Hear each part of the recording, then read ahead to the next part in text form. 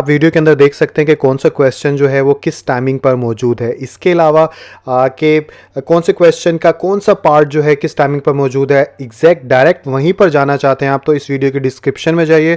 वहाँ जाकर आपको तमाम क्वेश्चन और क्वेश्चन के पार्ट्स के टाइम कोड मिल जाएंगे। आप किसी भी टाइम कोड के ऊपर क्लिक करेंगे तो आपको वीडियो के अंदर एग्जैक्ट वही क्वेश्चन नजर आना शुरू हो जाएगा। शुक्रिया। अस्सलाम वालेकुम, कैसे हैं आप लोग? उम्मीद करता हूँ आप सबके सब जो हैं बिल्कुल खैरियत से होंगे। आज हम एक्सरसाइज नंबर 2.6 जो है उससे मुकम्मल करने जा रहे हैं और हमेशा की तरह दो रास्ते हैं आपके पास इस एक्सरसाइज को सॉल्व करने के। पहला ये कि हम थोड़ा कॉन्सेप्ट को समझ लें अच्छे से और उसके बाद एक्सरसाइज सॉल्व करें, और दूसरा रास्ता ये है कि आप डायरेक्ट वीडियो को आगे कर लें और वीडियो को वहाँ पर ले जाइए जहाँ पर मैं क्वेश्चन नंबर 1 सॉल्व करके दिखा रहा हूँ, और वहाँ से 1 बाय 1 क्वेश्चन देखकर आप ये एक्सरसाइज मुकम्मल कर लें। लेकिन सबसे पहले जैसे कि इसमें वर्ड नज़र आ रहा है सिंथेटिक डिवीजन, मैं सिंथेटिक डिवीजन के ऊपर बात करूँगा।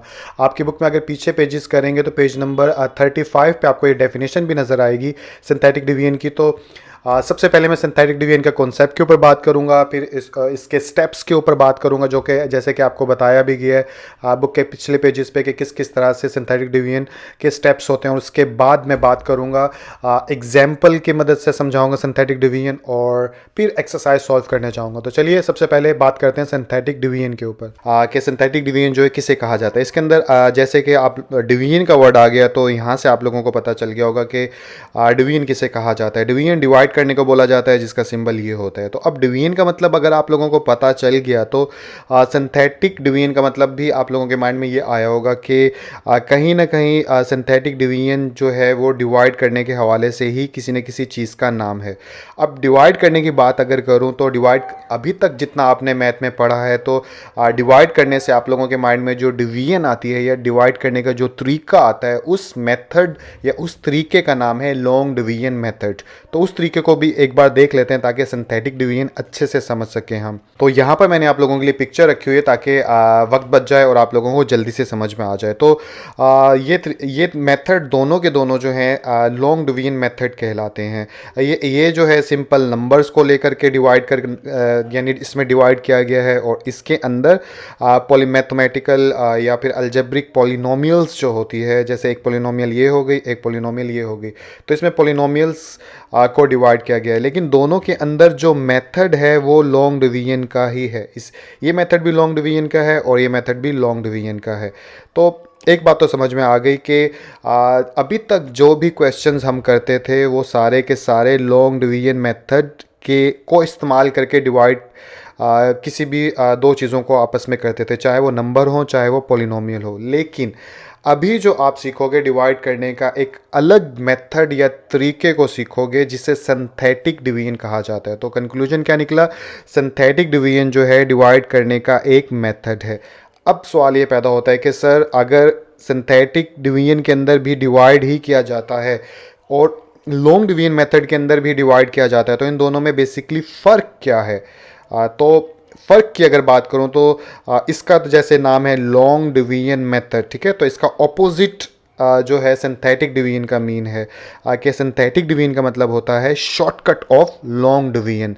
ये बिल्कुल ऐसी बात है जैसे कि अगर एक घर है, एक घर तक पहुंचने के आपके पास दो रास्ते हैं, एक रास्ता लंबा है, एक रास्ता छोटा है। तो लंबे रास्ते को भी अपना कर आप घर पहुंच जाओगे, छोटे रास्ते को भी अपना कर आप घर पहुंच जाओगे। लेकिन लंबे रास्ते के जो हैं कुछ नुकसानात होते हैं। ठीक इसी तरह लॉन्ग डिवीजन मेथड को हम जब भी इस्तेमाल करेंगे डिवाइड करने के लिए तो ये थोड़ा लंबा प्रोसेस होता है या लंबा मेथड होता है, इसलिए इसमें वक्त ज़्यादा लगता है। लेकिन जब भी हम सिंथेटिक डिवीजन की मदद से जब हम डिवाइड करेंगे दो चीज़ों को तो हमें यानी कम वक्त लगेगा, क्योंकि ये शॉर्ट मेथड है या फिर शॉर्टकट है। शॉर्टकट किस चीज़ का है? जैसे ये एक पॉलिनोमियल है, इसको डिवाइड करने के लिए x-3 किया और इसके बाद डिवाइड करने के बाद हमने रिमाइंडर हासिल करते हैं, इन द एंड क्या बचा, या फिर हम क्वोशंट, ठीक है। अब यहाँ पर आप लोगों को ये चीज़ भी शायद काफ़ी स्टूडेंट्स को ना पता होगा सर ये रिमाइंडर, क्वोशंट, इसी तरह डिविडेंड होता है, डिवाइज़र होता है, ये किसे कहा जाता है। तो कुछ सेकंड या एक आधा मिनट जो है इसके ऊपर भी लगा देता हूँ कि जिनको नहीं पता उनको पता चल जाए। देखिए जैसे कि एक एक्सप्रेशन होती है, जैसे इसकी बात कर लेते हैं या इससे नहीं नंबर से समझ लेते हैं। जैसे इधर 532 है, सॉरी नज़र नहीं आ रहा आपको, ये सब नज़र आ रहा होगा। तो अगर मैं एक क्वेश्चन लिखूँ 532 डिवाइड बाय 97, ठीक है, तो आपने क्या ऊपर पिक्चर में देख रहे हैं तो कि 532 आपने अंदर लिखा, 97 बाहर लिखा, और इन दी एंड ये सॉल्व हो गया। तो इट्स मीन ये हमारा यहाँ पर सॉल्व हो गया। तो जो नंबर या जो पॉलिनोमियल अंदर रखते हैं उसको बोलते हैं डिविडेंड, ठीक है, और जो नंबर या जो पॉलिनोमियल बाहर रखते हैं उसको बोलते हैं डिवाइज़र, ठीक है, और जो हमारा ऊपर आंसर जिसे हम छोटी क्लासेस में बोलते थे आंसर हमारा ये आया इस क्वेश्चन को डिवाइड करने के बाद, उस आंसर को या जो ऊपर लिखते हैं उसको बोलते हैं क्वोशिएंट, ठीक है, और इन दी एंड जो बच जाता है उसको बोलते हैं रिमाइंडर, ठीक है, रिमाइंडर मतलब बाकी जो बच गया। ठीक इसी तरह यहाँ पर भी ऐसे होगा क्या कि ये डिविडेंड कहलाएगा, ये डिवाइज़र कहलाएगा, ये हमारा क्वोशिएंट कहलाएगा, और ये हमारा रिमाइंडर कहलाएगा। तो आई थिंक ये टर्म्स पता होना ज़रूरी है जब भी आप सिंथेटिक या लॉन्ग डिवीजन मेथड को कर रहे हो, ठीक है। तो ये चीज़ हमें पता चल गई। पीछे दोबारा चलते हैं। तो पीछे चलो तो सिंथेटिक डिवीजन के बारे में मैंने क्या बोला, ये शॉर्टकट है, ठीक है। तो मैं यहाँ पे लिख भी देता हूँ ताकि आप लोगों को याद रहे। तो ये मैंने यहाँ पर लिख दिया shortcut of long division method. Synthetic division क्या होता है, शॉर्टकट होता है लॉन्ग डिवीजन मेथड का। अब ये बात भी पता चल गई कि इसका फ़ायदा क्या होता है सिंथेटिक डिवीजन का, कि जो लंबे लंबे सवाल होते हैं जिनको सॉल्व करने में ज़्यादा वक्त लगता है उसको हम एक कम वक्त वाले डिवीजन के मेथड से भी सॉल्व कर सकते हैं, जिसे सिंथेटिक डिवीजन कहा जाता है। अब सवाल यहाँ पर पहुँचा कि सर कैसे सॉल्व करते हैं इसके अंदर, ये हमें बताइए। तो हम एक क्वेश्चन लिख लेते हैं और उसको मैं सॉल्व करके दिखाता हूँ सिंथेटिक डिवीजन की मदद से। अच्छा, यहाँ पर एक और चीज़ भी बता दूं कि जब भी सिंथेटिक डिवीजन आए तो मैंने ये बता दिया ना आपको कि शॉर्टकट ऑफ लॉन्ग डिवीजन ये माइंड में आना चाहिए। तो मुकम्मल डेफिनेशन जो है सिंथेटिक डिवीजन की वीडियो के एंड में मैं लिख दूंगा और उसको मुकम्मल तौर पर समझा भी दूंगा। तो मुकम्मल से अगर डेफिनेशन भी देखना चाहते हैं, समझना चाहते हैं, तो वीडियो को एंड में ज़रूर देख लीजिएगा। लेकिन फर्स्ट ऑफ ऑल इस मेथड का इम्प्लीमेंट के ऊपर बात करेंगे कि कैसे डिवाइड करते हैं इस मेथड की मदद से। तो क्वेश्चन मैंने पहले से लिखा हुआ है, इसको अब मैं डिवाइड करता हूँ। ये हमारा डिवाइज़र है, ये हमारा डिविडेंड है। तो इसको डिवाइड करने के लिए जो सबसे पहले काम आपने करना है, जो भी हमारा डिविडेंड होगा उसको डिसेंडिंग ऑर्डर में लिखेंगे, ठीक है।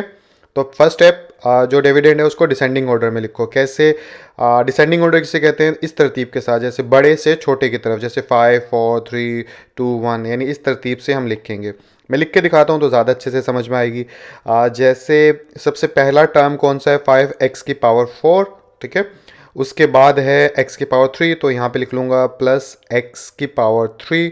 उसके बाद x की पावर 2 मिसिंग है। डिसेंडिंग ऑर्डर में सारी टर्म्स आपने लिखनी है सिंथेटिक डिवीजन के अंदर। तो आप यहाँ पर क्योंकि है नहीं तो उसको आप लिख दोगे 0x की पावर 2। अब 0 से जो भी चीज़ मल्टीप्लाई होती है ना तो 0 हो जाती है। तो ऐसे में इसको लिखा या ना लिखा कोई फ़र्क नहीं पड़ता। लेकिन लिखने का मकसद क्या है, क्योंकि जब हम सिंथेटिक डिवीजन के अंदर क्वेश्चन सॉल्व करेंगे तो एक्स स्क्वायर का प्लेस या जगह हमारे पास आ जाएगी कि एक्स स्क्वायर की वैल्यू आएगी तो हम कहाँ लिखेंगे, तो उसके लिए जगह बनाने के लिए लिखते हैं। सॉल्व करूंगा ना तो ये बात अच्छे से समझ में आएगी। वक्ती तौर पे आप इतना ही समझिए कि सारी टर्म्स आपने लिखनी है, जो मिसिंग है उनको 0 के साथ मल्टीप्लाई करवा के लिख दो। उसके बाद x की टर्म हमारे पास मौजूद है तो माइनस यहाँ पे 3x लिख देंगे। उसके बाद जो कांस्टेंट के लिए हम क्या करते हैं, यहाँ पे x यानी ये 1 आ गया, जिसके ऊपर कुछ नहीं होता 1 होता है। उसके बाद यहाँ पे प्लस 0x की पावर 0 कर दोगे, ठीक है।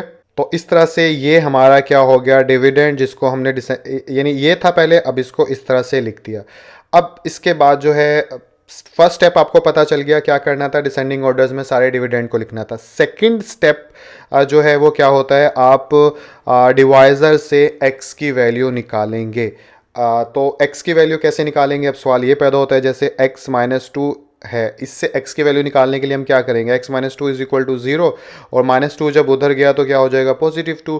तो ये हमारे पास x की वैल्यू 2 निकल आई। ठीक इसी तरह अगर इन केस यहाँ पे x प्लस 2 होता तब क्या होता, ये भी बता देता हूँ ताकि कन्फ्यूजन काफ़ियों की ख़त्म हो जाए। तो इधर से प्लस 2 जाके उधर क्या होता, माइनस 2, तो x की वैल्यू ऐसे में हो जाती माइनस 2। तो यहाँ से x की वैल्यू, यानी आसान बात यह है कि जो भी यहाँ पे प्लस का होगा तो माइनस x की वैल्यू निकलेगी और माइनस का होगा तो प्लस निकलेगी। तो अगर आप निकालना भी चाहते हैं तो इसको ऐसे कर लीजिए, यहाँ पे लिखिए फ्रॉम डिवाइज़र, और फ्रॉम डिवाइज़र लिखने के बाद x minus 2 is equal to 0 and, ठीक है, x इज़ इक्वल टू कितना आ गया 2, ये हमारे पास जो है वो x की वैल्यू आ गई। अब जो है जैसे डिवीजन में हम ट्रेडिशनल लॉन्ग डिवीजन में हम करते थे, दो लाइनें खींच लेंगे बस। पहले लाइन ऐसे खींचते थे, अभी थोड़ी अलग तरीके से खींचेंगे। अलग तरीके से कैसे? एक लाइन तो हम डाल लेते हैं ऐसे, थोड़ी सीधी डालने की कोशिश करता हूँ। एक लाइन तो डाल लेते हैं ऐसे, आई थिंक सीधी है, और एक लाइन ऐसे आप डाल लोगे, ठीक है। यानी कि यहाँ पे एक लाइन छोड़नी है आपने ताकि डिजिट्स लिख सको आप।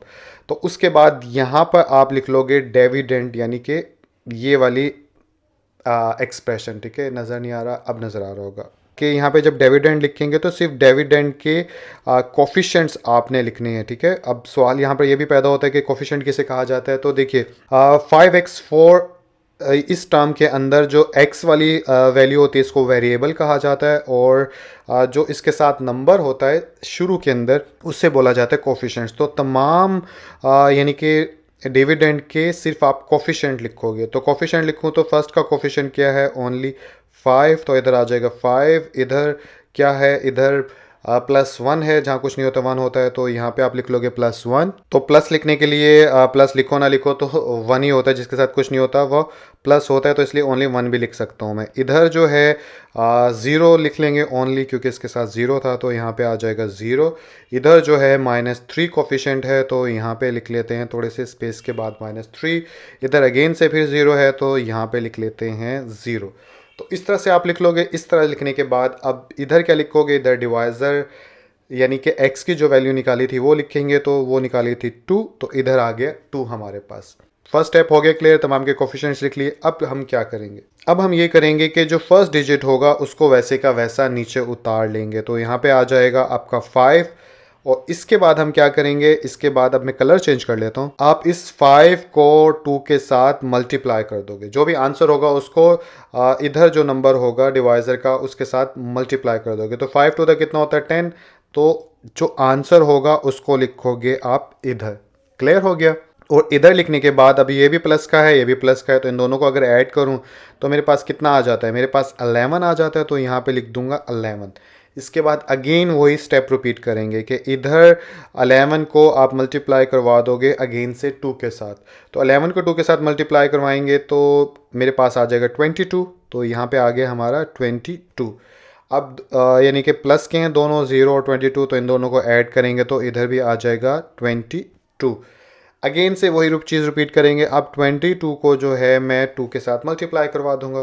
तो 22 को जब 2 के साथ मल्टीप्लाई करवाऊंगा तो मेरे पास आ जाएगा 44, और 44 अब प्लस का है और 3 माइनस का है, तो 44 में से 3 माइनस कर देंगे, और प्लस की वैल्यू बड़ी है तो इसलिए प्लस के मेरे पास बच जाएंगे 41।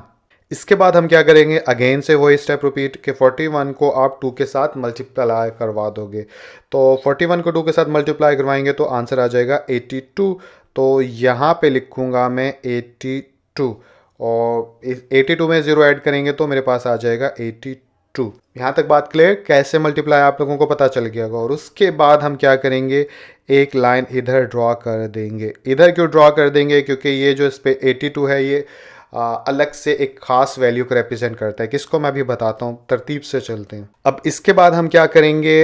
इसके बाद एक अहम स्टेप है जिसको आप लोग अच्छे से समझिएगा कि अब यानी कि हमारा काम तो हो गया है कि ये हमारा जो है रिमाइंडर है, ठीक है, और ये हमारा जो है वो क्वोशिएंट है जो कि हमने मालूम करना था, और डिवाइज़र और डिविडेंड तो क्वेश्चन में दिए गए थे। लेकिन क्वोशिएंट को लिखने का एक ख़ास तरीका है। इधर क्या तरीका है? देखिए, आपने क्या करना है, सबसे पहले जो क्वेश्चन होता है उस क्वेश्चन में जो डिग्री होती है, डिग्री किसे कहा जाता है? किसी भी पॉलिनोमियल में जो हाईएस्ट पावर होती है एक्स की, उसे कहा जाता है। तो यह आसान लफ्ज़ों में आप ये समझ लो, जो भी क्वेश्चन होगा, जो भी आपका डिविडेंड होगा, उसमें जो एक्स की मैक्सिमम पावर होगी, जैसे इधर एक्स की पावर 4 है, एक्स की पावर 4 है, तो जो मैक्सिमम पावर है उसमें से एक पावर निकाल कर हम इस क्वोशिएंट को लिखेंगे। कैसे? मैं आपको बताता हूँ। जैसे x की पावर 4 है ना, x की पावर 4 में से एक निकाल दो तो क्या बच जाएगा? x की पावर 3। तो अब हम इसको ऐसे लिखेंगे कि यहाँ पर लिखूँगा, यानी कि ये वाला 5 इधर लिख लिया, और इसके साथ जो वेरिएबल आएगा वो क्या आएगा? जो हाईएस्ट पावर थी उसमें से एक माइनस करके। लेट्स सपोज अगर पहले लिख लेता हूँ फिर बताता हूँ कि 4 थी, तो इधर आ जाएगा 3, ठीक है, और उसके बाद 11 है तो उसके बाद प्लस यहाँ पे, क्योंकि प्लस का 11 है तो यहाँ पे आ गया +11। और अब डिसेंडिंग ऑर्डर के हिसाब से x की पावर 2 लिखा था तो अब x की पावर लिखेंगे, सॉरी 3 लिखा था पहले तो अब लिखेंगे 2। उसके बाद आ गया 22 यहाँ पर, तो 22 के साथ अगर पिछला x की पावर 2 थी तो यहाँ पे आ जाएगा x की पावर 1। 1 लिखो या ना लिखो कोई फ़र्क नहीं पड़ता। और उसके बाद यहाँ पर क्या आ जाएगा, कांस्टेंट, यानी कि दूसरे लफ्ज़ों में मैं बताऊं तो 41 मल्टीप्लाई x की पावर 0। तो ये आप लोगों को पता होगा कि x की पावर 0 जो होती है वो हमेशा 1 के इक्वल होती है। तो इसलिए ये लिखो या ना लिखो कोई फ़र्क नहीं पड़ता, क्योंकि अल्टीमेटली जब 41 से मल्टीप्लाई होगा तो दोबारा यही नंबर आ जाएगा। तो इसलिए यहाँ पर ना भी लिखोगे तो कोई फ़र्क नहीं पड़ता। तो ये अब हमारा आंसर है या क्वेश्चन है जो कि हम मालूम करने जा रहे थे। तो मैं यहाँ पे लिख भी देता हूँ क्वेश्चन। आई थिंक क्यू से समझ में आओगे कि क्वेश्चन मैंने पूरा क्वेश्चन जो है वो नहीं लिखा। दोबारा से वो जो अहम बात है मैं बता दूं कि अगर यहाँ पे x की पावर लेट्स सपोज 4 की जगह 5 होती तो ऐसे में फिर इधर जो है x की पावर कितनी होती, इधर x की पावर मैक्सिमम 4 आती। यानी एक एक जो पावर से एक माइनस करके आपने नीचे क्वेश्चन के अंदर पावर्स को मैनेज करना है। आई होप समझ में आ गया होगा आप लोगों को। तो क्वेश्चन और दूसरा हम मालूम करते हैं किसी भी डिवीजन के अंदर रिमाइंडर। तो इधर रिमाइंडर जो यहाँ पे जो अलग से एक कमरा है या एक बॉक्स बन जाता है वो हमारा रिमाइंडर कहलाता है। तो रिमाइंडर इसका आ जाएगा 82। तो इस तरह से हमने रिमाइंडर भी मालूम कर लिया, क्वेश्चन भी मालूम कर लिया, और ये हमारे डिविडेंड थे, ये डिवाइज़र थे। तो डिवीजन के अंदर ये 4 ही वर्ड होते हैं।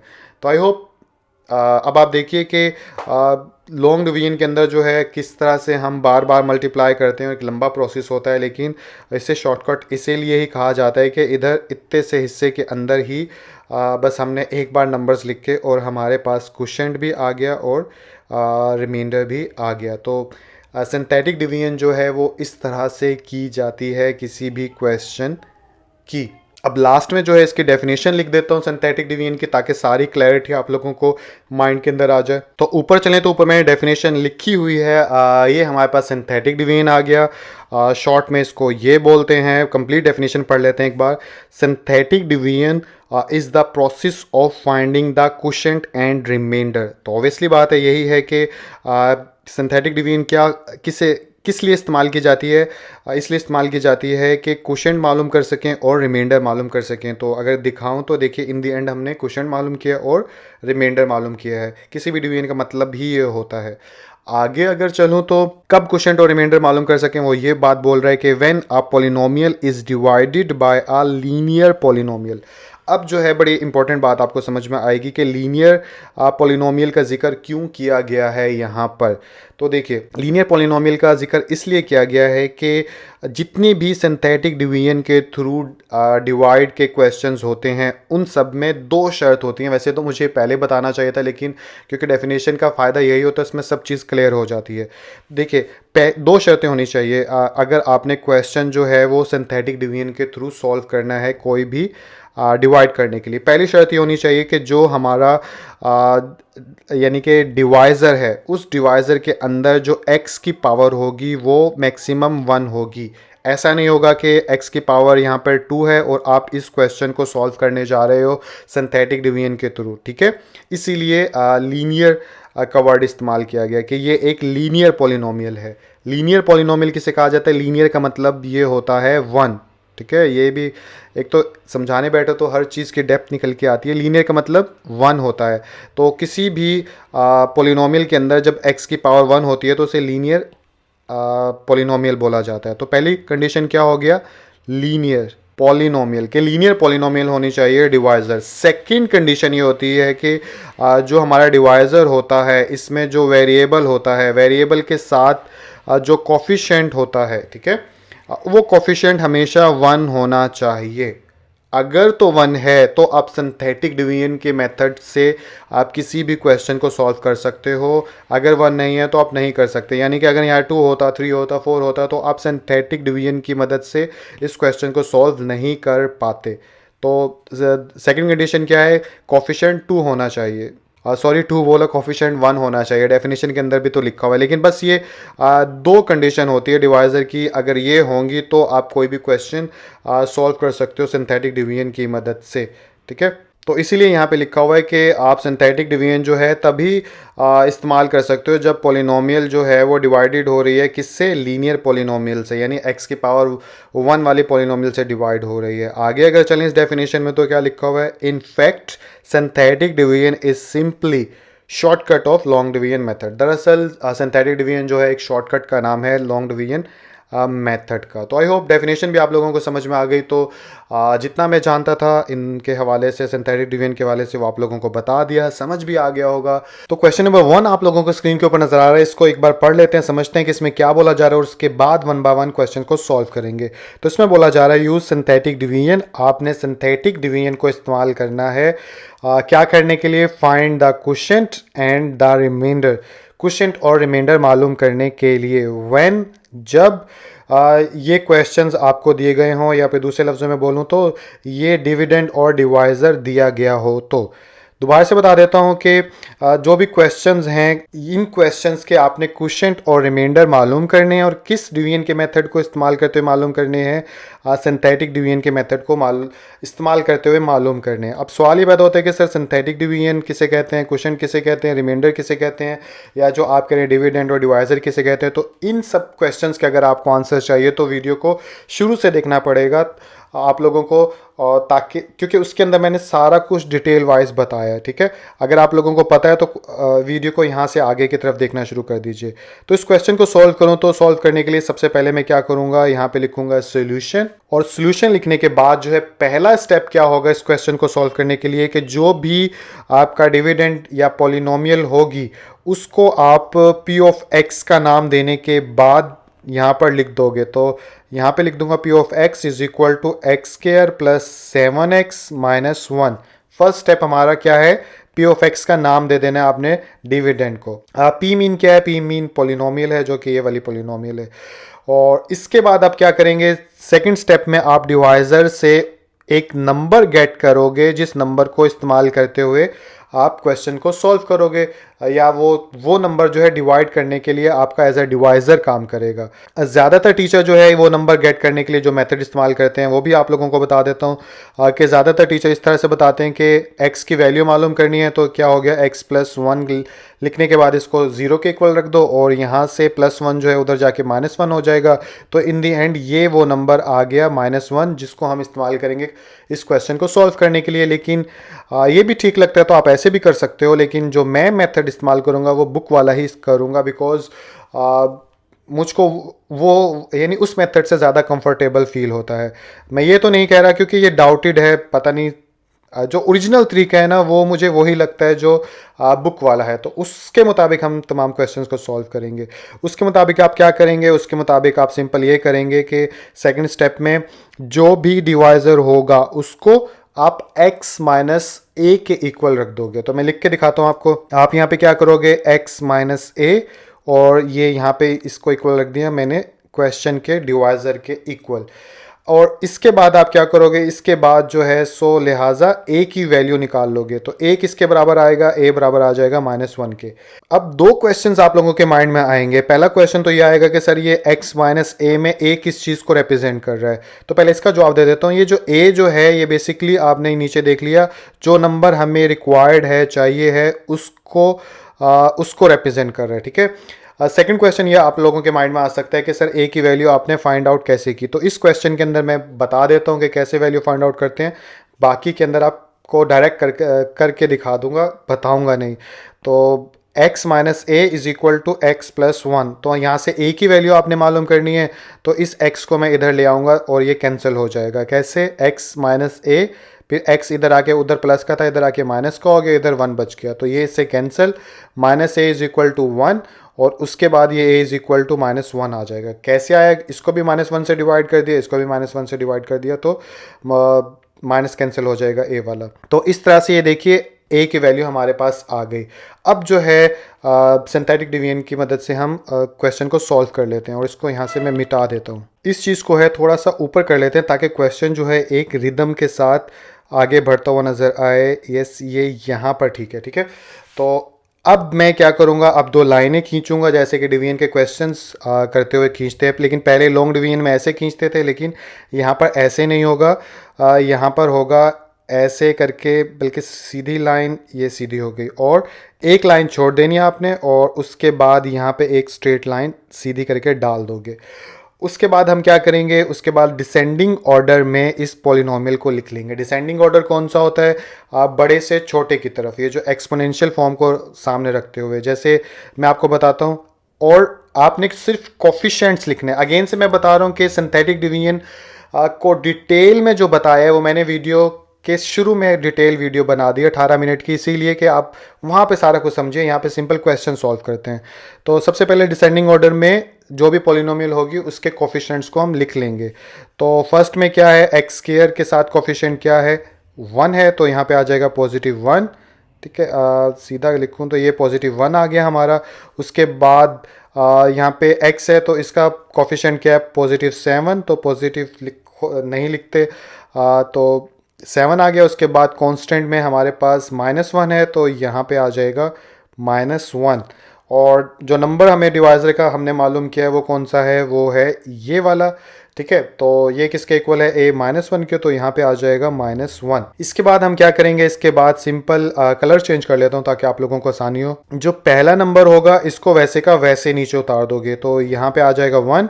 और उसके बाद अगले स्टेप में क्या करोगे, इस नंबर को इसके साथ मल्टीप्लाई करवाओगे। तो मल्टीप्लाई करवाए तो 1 1 द 1, यानी -1 multiply by 1 is equal to -1, तो -1 आंसर आएगा। अब -1 को जो है मैं इधर लिख दूंगा, यानी जो भी मल्टीप्लाई करने के बाद आंसर आएगा उसको मैं इधर लिख दूंगा।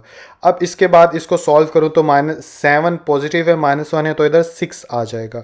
अगेन से वो स्टेप रिपीट होगा कि इस 6 को मैं इस -1 के साथ मल्टीप्लाई करवाऊंगा, तो क्या आ जाएगा, -6 आ जाएगा, तो इधर लिख दूंगा मैं -6, और इसको ऐड करूंगा तो ये -7 बन जाएगा। उसके बाद जो है इधर लाइन खींच दूंगा एक। ठीक है, क्योंकि ये हिस्सा जो है एंड में ये रिमाइंडर को रिप्रेजेंट करता है। ठीक है, तो वो नीचे मैं आपको बता देता हूँ। उसके बाद जो है यहाँ पे आप लिखोगे नाउ, और नाउ लिखने के बाद जो अब हमने क्वोशिएंट और रिमाइंडर मालूम करना था, तो यहाँ पे लिख लेता हूँ क्वोशिएंट। और क्वोशिएंट कितना आया हमारे पास, क्वोशिएंट आया अगर मैं लिखूं, अच्छा वो लिखने का तरीका क्या है पीछे वीडियो में देख चुके होंगे, लेकिन थोड़ा सा बताऊं तो जो भी पॉलिनोमियल होगी जो कि हमारे जिसको हम तकसीम कर रहे होते हैं, तो उसमें जो मैक्सिमम पावर होती है एक्स की, जैसे इधर 2 है, उसमें से एक माइनस करने के बाद, यानी एक कम, जैसे 2 थी मैक्सिमम, तो अब 1 लिखेंगे। अब यहाँ क्वेश्चन के अंदर तो 1 लिखूंगा तो यहाँ पे x की पावर आ जाएगी 1, और 1 हम लिखते नहीं है। और उसके बाद आ जाएगा, अच्छा 1 के साथ कोफिशिएंट क्या लिखेंगे, ये वाला, तो यहाँ पे आ जाएगा 1, यहाँ भी 1 नहीं लिखते तो सिंपल x लिख लेंगे। और उसके बाद +6 है तो यहाँ पे आ जाएगा +6। ठीक है, तो ये हमारा क्वोशिएंट आ जाएगा। अगला क्वेश्चन आप देखोगे ना तो उसमें अच्छे से समझ में आ जाएगा, लेकिन जिन स्टूडेंट्स ने पिछला 18 मिनट लगाए हैं उनको ये अच्छे से समझ में आ रहा होगा कि मैं क्या कर रहा हूँ। उसके बाद हमने रिमाइंडर मालूम करना था, तो यहाँ पे लिख लेते हैं रिमाइंडर। और रिमाइंडर कितना आया, ये वाला हिस्सा जो है हमारा रिमाइंडर कहलाता है, तो ये -7 आपका रिमाइंडर आ गया। तो इस तरह से आपसे क्वेश्चन में जो पूछा गया था क्वोशिएंट और रिमाइंडर मालूम करना है, तो क्वोशिएंट भी आपने मालूम कर लिया और रिमाइंडर भी मालूम कर लिया। तो इस तरह से ये क्वेश्चन होगा। अगला क्वेश्चन करेंगे तो और अच्छे से क्लियर हो जाएगा। तो चलिए अगले क्वेश्चन की तरफ चलते हैं। तो क्वेश्चन नंबर 2 आप लोगों को स्क्रीन के ऊपर नजर आ रहा है। इसको सॉल्व करूं तो सबसे पहले लिखूंगा सोल्यूशन, और सोल्यूशन लिखने के बाद जो है इसको p ऑफ x के इक्वल रख लूंगा पॉलिनोमियल को। तो p ऑफ x इक्वल आ जाएगा 4x की पावर 3 -5x +15, और उसके बाद डिवाइजर से मैं वैल्यू निकालूंगा। तो उसके लिए मैं क्या करूंगा, उसके लिए यहाँ पे लिख लेता हूँ एज x -a को इक्वल रख लूँगा x +3 के, और 100 फिर a की वैल्यू कितनी आ जाएगी, a की वैल्यू आ जाएगी -3। ठीक है, कैसे आई दोबारा से जल्दी से बता देता हूँ। x +3 और उसके बाद x -a is equal to 3, और उसके बाद जो आ जाएगा x से cancel, -a is equal to 3, -1 से इधर भी डिवाइड, -1 से इधर भी डिवाइड, तो ये इससे कैंसिल, और a इज इक्वल टू 3 आ जाएगा, सॉरी -3 आ जाएगा, नीचे वाला माइनस ऊपर मल्टीप्लाई हो रहा है। तो इस तरह से ये a की वैल्यू आ जाएगी। ठीक है, तो ये बता देता हूँ कि हो सकता है कुछ स्टूडेंट्स को आसानी हो जाए। a की वैल्यू आने के बाद अब हम क्या करेंगे, अब हम लिखेंगे यहाँ पे नाउ, क्वेश्चन को सॉल्व करेंगे। सॉल्व करने के लिए 3 लाइनों पे मुश्तमिल एक लाइन सीधी और एक लाइन यहाँ पर ऐसे सीधी। उसके बाद जो है इसके कोफिशिएंट्स लिखेंगे। इसके कोफिशिएंट्स लिखूँ तो डिसेंडिंग ऑर्डर में कैसे, पहले लिखूँगा मैं 4, ठीक है, x की पावर 3। इसके बाद x की पावर 2 वाली वैल्यू इधर मिस है, तो फिर मैं क्या करूँगा, इधर यहाँ पे लिख लूँगा प्लस, यानी प्लस लिखने की तो ज़रूरत नहीं है, जहाँ कुछ नहीं होता प्लस ही होता है, तो यहाँ पे आ जाएगा 0, ठीक है। यानी कि आपने ऐसे करना है x3 x2 फिर x की वैल्यू, फिर यहाँ पे आ जाएगा x0, यानी कि ऐसे चलती है कहानी। इसको कांस्टेंट बोला जाता है। तो कॉफिशिएंट लिखनी है तो इसलिए वेरिएबल्स को सारे ख़त्म कर दूंगा और सिर्फ कॉफिशिएंट लिख लूँगा। और जो वैल्यू मिस होती है, जैसे इधर x2 की वैल्यू मिस थी तो उसकी जगह मैं 0 पुट कर दूंगा। 0 पुट क्यों कर दूंगा, ताकि जगह बनी रहे एक्स केयर की वैल्यू अगर जवाब में आए तो वो मैं यहाँ पे लिख तो लूँगा। अगर डायरेक्ट एक्स की वैल्यू लिख दूंगा तो एक्स केयर की वैल्यू किधर लिखूँगा, तो ये पर्पज़ होता है। डिटेल में पीछे से देखना पड़ेगा शुरू वाली वीडियो में जो 18 मिनट की है। आगे चलूँ तो यहाँ पे आ जाएगा -5, यानी कि इसका कोफिशिएंट आ गया। उसके बाद अगर आगे चलूँ तो +15 हमारे पास ये आ गया। प्लस तो लिखो ना लिखो, तो इसलिए मैं खाली ही लिख देता हूँ ताकि साफ़ सुथरा नजर आए। ये आ गया +15। इसके बाद जो है, जो नंबर निकाला है की वैल्यू -3 के इक्वल निकली थी, तो यहाँ पे लिख लूँगा -3। कलर चेंज करते हैं और उसके बाद यहाँ पे तो आ जाएगा 4 को अब करूँगा 3 के साथ मल्टीप्लाई, तो 4 3 12, तो माइनस का साथ -12 आ जाएगा। तो यहाँ पे आ गया -12 में 0 ऐड करेंगे तो -12 ही आ जाएगा। उसके बाद इस -12 को मैं दोबारा -3 के साथ मल्टीप्लाई करूँगा तो माइनस माइनस प्लस हो जाएगा, और 12 3 कितना होता है 36, तो यहाँ पे आ जाएगा हमारा 36। उसके बाद 36 में से 5 निकाल देंगे तो इधर आ जाएगा 31। अब मैं क्या करूँगा, +31 को -3 के साथ मल्टीप्लाई करवा लूँगा। तो चलिए मल्टीप्लाई करवा लेते हैं। 31 मल्टीप्लाई बाय 3, तो ये आ जाएगा 93।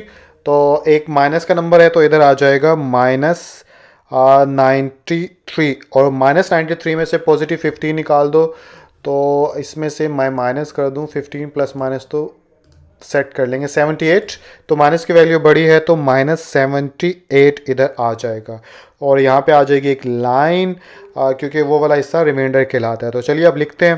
तो यहाँ पे लिख लूँगा मैं रिमाइंडर, और ओवरऑल क्वोशंट और रिमाइंडर को लिख के दिखाऊँ आंसर के तौर पे, तो यहाँ पे लिख लूँगा क्वोशंट और यहाँ पे लिख लूँगा रिमाइंडर। और क्वोशंट किसके इक्वल आ जाएगा, क्वोशंट यहाँ से वैल्यू लिखूँगा, मैक्सिमम डिग्री कितनी थी या वैल्यू कितनी थी 3, यानी कि x की पावर 3 थी, तो x स्क्वायर से लिखना शुरू करूँगा। तो यहाँ पे आ जाएगा 4 -12 और 31, तो यहाँ पे x स्क्वायर से लिखूँगा तो x स्क्वायर हो जाएगा, ये x हो जाएगा, और ये कांस्टेंट हो जाएगा। तो यहाँ पे आ जाएगा कुछ नहीं है तो प्लस आ जाएगा, ठीक है। तो ये हमारे पास क्वोशंट आ गया, रिमाइंडर -78 है तो यहाँ पे लिख लूँगा -78। तो आई होप ये क्वेश्चन भी समझ में आ गया होगा। तो क्वेश्चन नंबर 1 का पार्ट 3 आप लोगों को स्क्रीन के ऊपर नज़र आ रहा है। इसको सॉल्व करने के लिए सबसे पहले तो लिखूंगा मैं यहाँ पर सोल्यूशन, और सोल्यूशन लिखने के बाद यहाँ पे आ जाएगा p ऑफ x, और p ऑफ x कितना हो जाएगा x³ plus x² minus 3x plus 2, और इसके बाद वैल्यू निकालेंगे।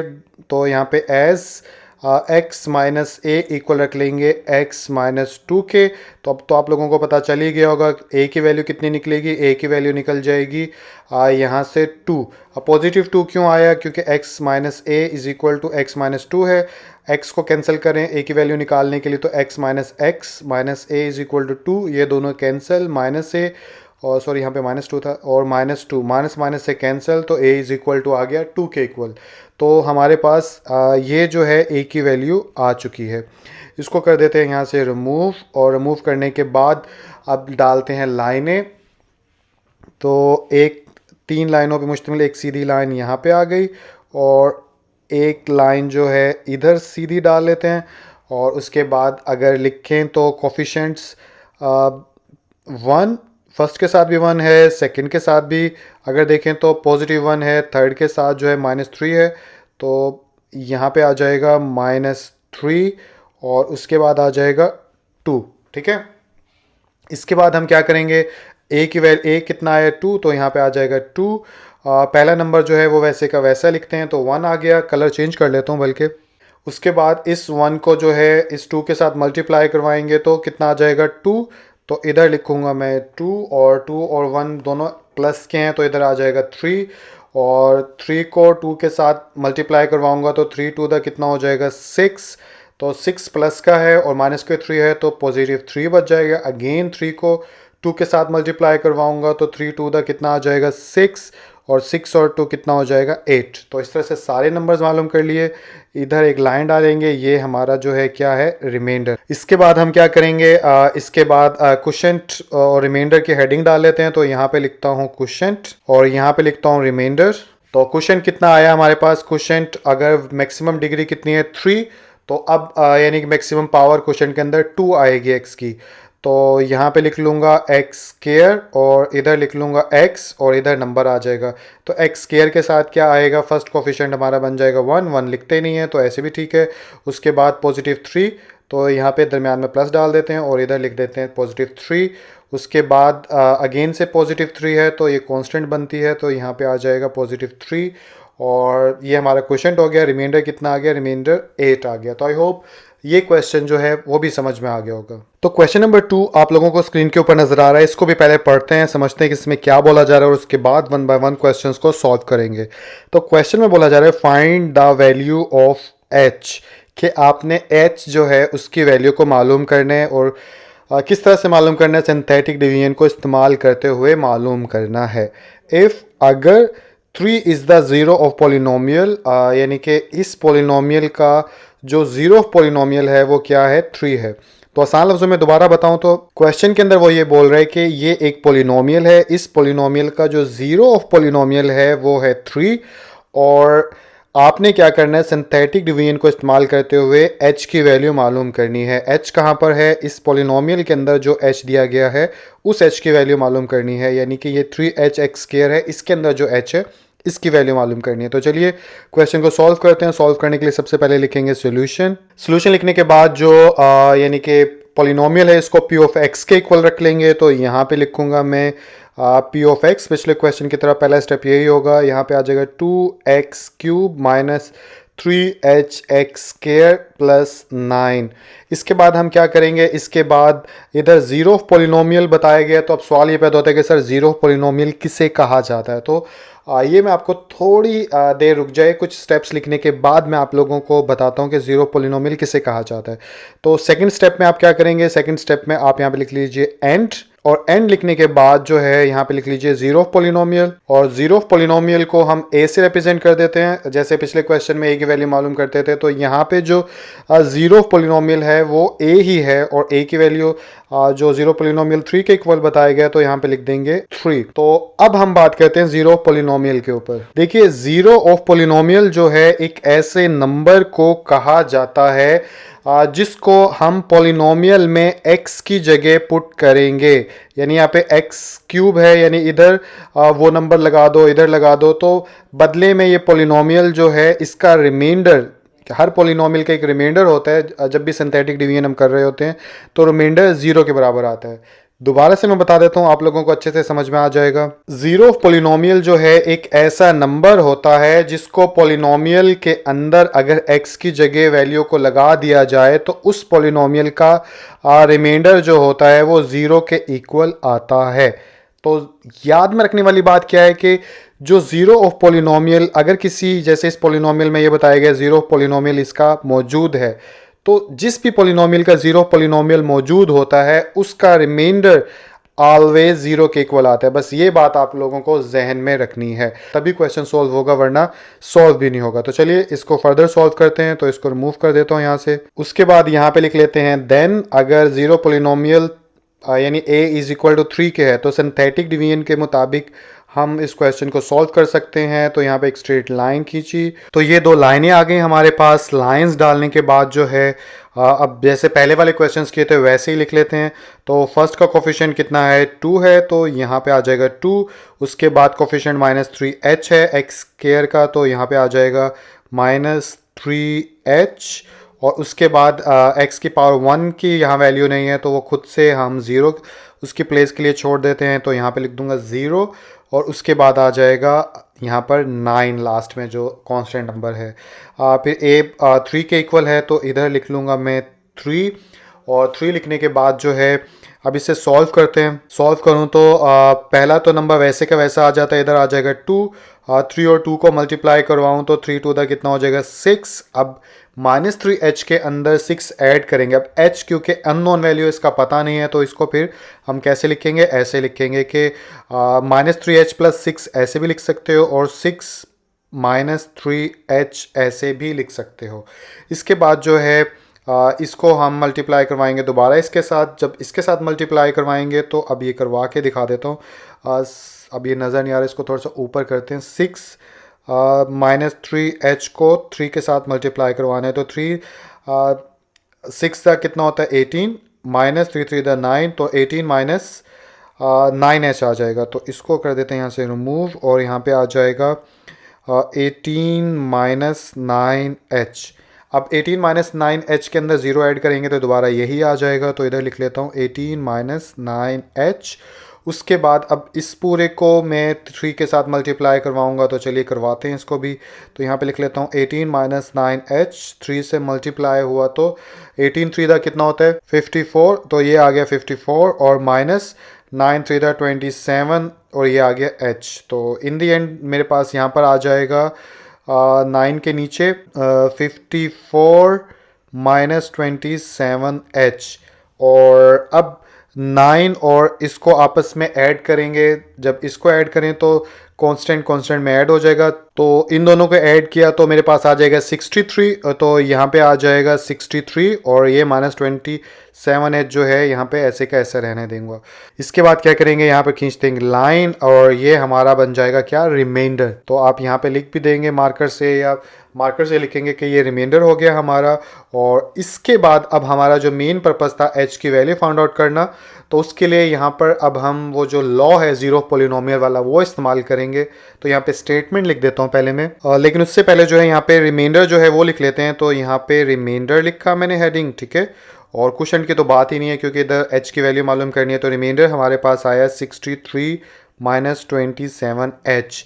इसके बाद अब मैं स्टेटमेंट लिखता हूँ। तो ये मैंने यहाँ पर स्टेटमेंट लिख ली जिसमें क्या लिखा हुआ है, since 3 is the zero of polynomial.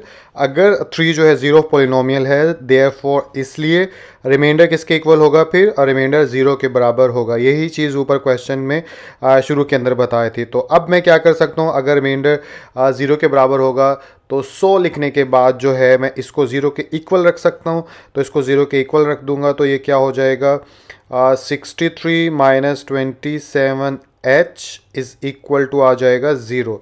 और इसके बाद h की वैल्यू मालूम करनी है तो -27h को इधर ही रहने देते हैं और 63 इधर आके -63 कन्वर्ट हो जाएगा। माइनस माइनस से कैंसिल हो जाएगा और 27 उधर जाके डिवाइड होगा तो 63 डिवाइड बाय 27 बन जाएगा ये।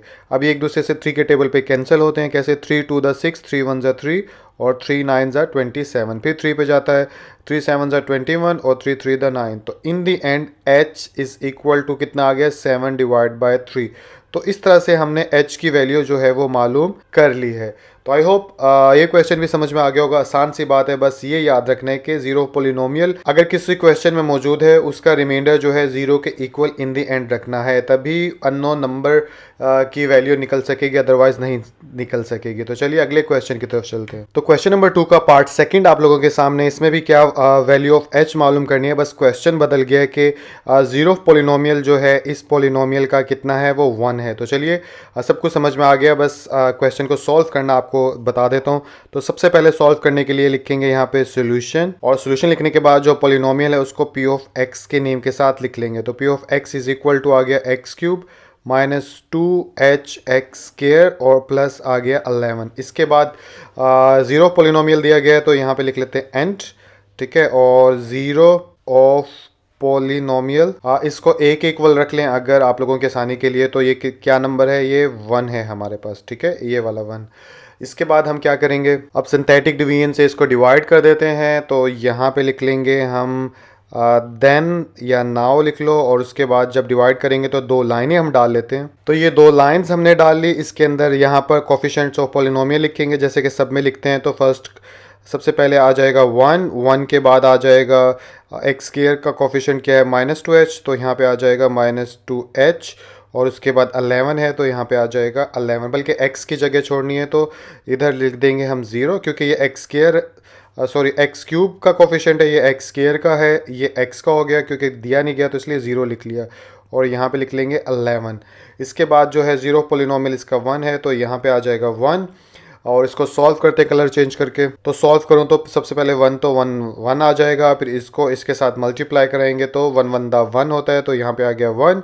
अब 1 प्लस का है तो ऐड करूँगा तो 1 माइनस 2h यहाँ पे आ जाएगा। इसके बाद इस पूरे को मैं 1 के साथ मल्टीप्लाई करूँगा तो दोबारा से यही आंसर आ जाएगा, तो इसलिए 1 माइनस 2h इधर भी लिख लेते हैं।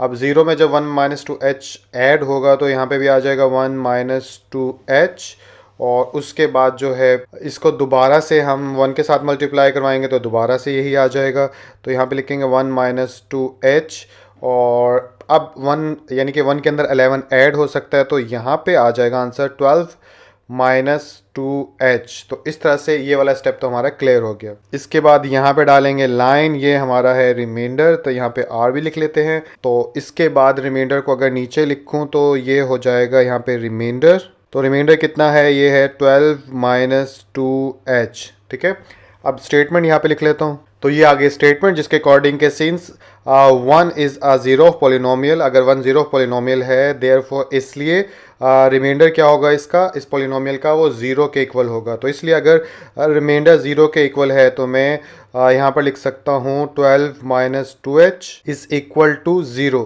ठीक है, तो रिमाइंडर 0 के बराबर आ गया क्योंकि ये रिमाइंडर ही तो है। ठीक है, काफ़ी लोगों को शायद परेशानी हो, तो r बराबर 0 के रखते हैं, तो इस तरह से समझ में आ गया होगा आई थिंक आप लोगों को। आगे अगर चलें तो अब h की वैल्यू मालूम करनी है तो 2h माइनस का इधर रहने देते हैं, इधर जाके माइनस 12 हो जाएगा, माइनस माइनस से कैंसिल, h उधर जाके डिवाइड होगा तो 12 सॉरी h कह रहा 2 डिवाइड होगा तो 2 इधर आ गया, 2 6 12 हो गया, तो फाइनली h की वैल्यू जो है हमारे पास कितनी आई, 6 आए। तो आई होप ये क्वेश्चन भी आप लोगों को समझ में आ गया होगा। तो क्वेश्चन नंबर 2 का पार्ट 3 हमारे सामने, ये भी बिल्कुल वैसे ही, इधर 0 पोलिनोमियल -1 है और क्वेश्चन बदल गया है। तो इसको सॉल्व करने के लिए सबसे पहले लिखेगा सोल्यूशन, और सोल्यूशन लिखने के बाद जो है p ऑफ x यहाँ पे लिखा, ये कौन सी पोलिनोमियल है, 2x cube plus 5hx minus 23। इसके बाद यहाँ पे लिखा एंड ज़ीरो पोलिनोमियल क्या है, तो यहाँ पे लिखा ज़ीरो पोलिनोमियल, और इसको अगर a के इक्वल रखूँ तो a की वैल्यू आ जाएगी हमारे पास -1। तो यहाँ तक बात पहुँच गई। इसके बाद जो है सिंथेटिक डिवीजन के थ्रू इसको डिवाइड करना है, तो देन लिखने के बाद 2 लाइन खींच देते हैं यहाँ पर। तो ये मैंने 2 लाइन ड्रॉ कर दी, और इसके बाद कोफिशिएंट्स लिखें तो सबसे पहले क्यूब है, क्यूब का कोफिशिएंट जो है 2 है, उसके बाद एक्स स्क्वायर वाली वैल्यू नहीं है तो उसकी जगह 0 आ गया, एक्स वाली मौजूद है, प्लस 5h उसका कोफिशिएंट है तो यहाँ पे आ जाएगा प्लस 5h, और उसके बाद जो है हमें यानी कि कांस्टेंट वाली वैल्यू चाहिए होती है तो यहाँ पे -23 आ जाएगा। इसके बाद यहाँ पे आ जाएगा -1। अब इधर 2 जो है वैसे का वैसा आ जाएगा, 2 को बल्कि कलर चेंज कर लेते हैं, बल्कि अब किस बार ऐसे ही कर लेते हैं, 2 को -1 के साथ मल्टीप्लाई किया तो कितना आ जाएगा, मेरे पास आ जाएगा -2 में 0 ऐड करेंगे तो यहाँ पे भी आ जाएगा -2, और इसके बाद जो है -2 को दोबारा से -1 के साथ मल्टीप्लाई करेंगे तो माइनस माइनस प्लस हो जाएगा, और 2 1 ज़ा 2 हो जाएगा, तो यहाँ पे आ जाएगा 2 प्लस 5h, और 2 प्लस 5h को -1 के साथ करेंगे मल्टीप्लाई तो कितना हो जाएगा, मैं करके दिखा देता हूँ ये वाला स्टेप। तो 2 प्लस 5h मल्टीप्लाई बाय -1, तो माइनस अंदर की वैल्यूज़ बदल जाएगा तो -2 -5h हमारे पास आ जाएगा। ठीक है, तो यही लिख देता हूँ यहाँ पर। जैसे ही मल्टीप्लाई करेंगे तो यहाँ पे आ जाएगा -2 -5h, और नीचे वाला हिस्सा यहाँ से रिमूव कर देते हैं। अब ऐड कर लेते हैं इसको, तो कांस्टेंट के अंदर ऐड होगा तो 23 भी माइनस का है, 2 भी माइनस का है, तो ये हो जाएगा -25 और -5h वैसे का वैसा। इसके बाद जो है यहाँ पे डाल देते हैं लाइन, और ये हमारा जो है क्या है, रिमाइंडर है, और नीचे लिख भी लेते हैं रिमाइंडर कौन सा हमारा, तो इसको ब्लू से लिख लेते हैं रिमाइंडर, और ये है हमारा -25 -5h, और इसके बाद स्टेटमेंट लिख लेते हैं यहाँ पर। तो ये आ गई हमारी स्टेटमेंट कि -1 अगर 0 पोलिनोमियल होगी तो रिमाइंडर बराबर 0 के इक्वल होगा, तो इसके अकॉर्डिंग -25 -5h सॉरी 25 अगेन से लिख दिया, यहाँ पे आ जाएगा 5h इज़ इक्वल टू लिख सकता हूँ 0 के। अब h की वैल्यू मालूम करनी है तो -5h इधर रहने देते हैं और इधर आ जाएगा +25।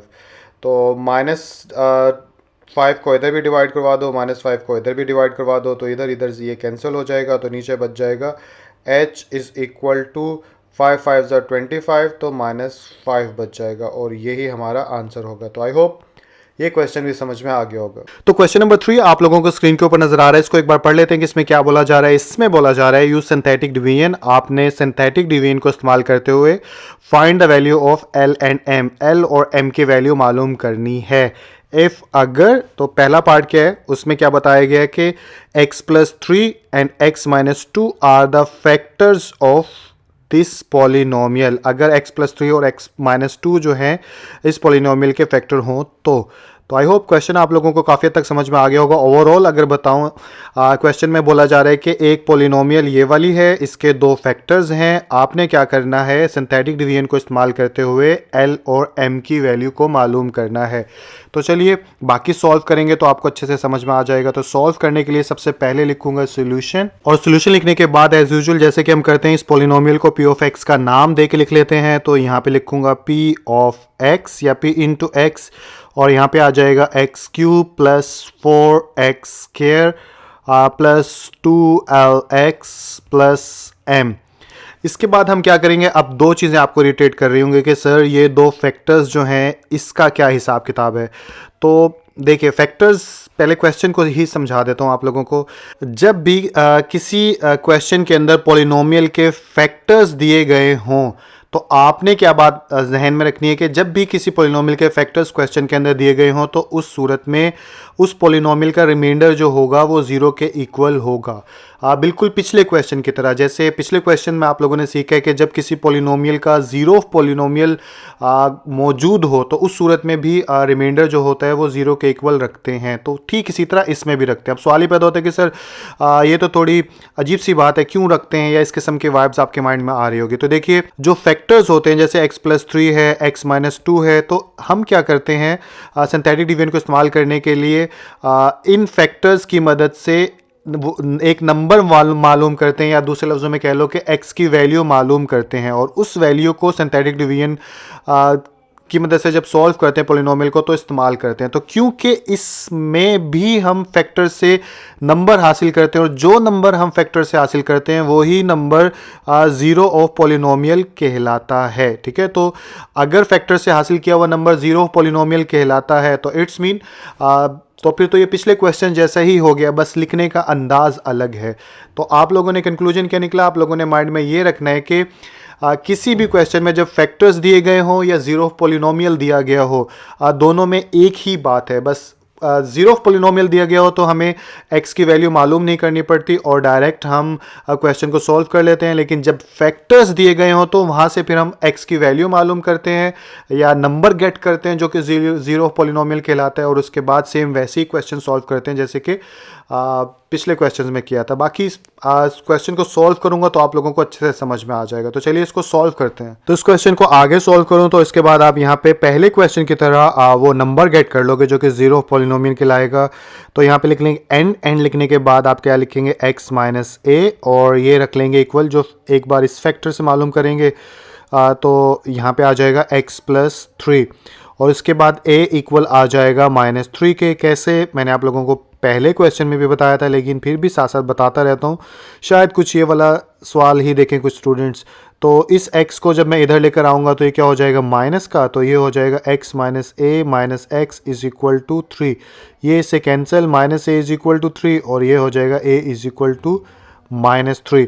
तो इस तरह से हमारे पास नंबर आ गया, यानी 0 पॉलिनोमियल आ गया। अब हम सिंथेटिक डिवीजन की मदद से जो है क्वोशिएंट और रिमाइंडर हासिल कर सकते हैं। तो चलिए वो मालूम करते हैं।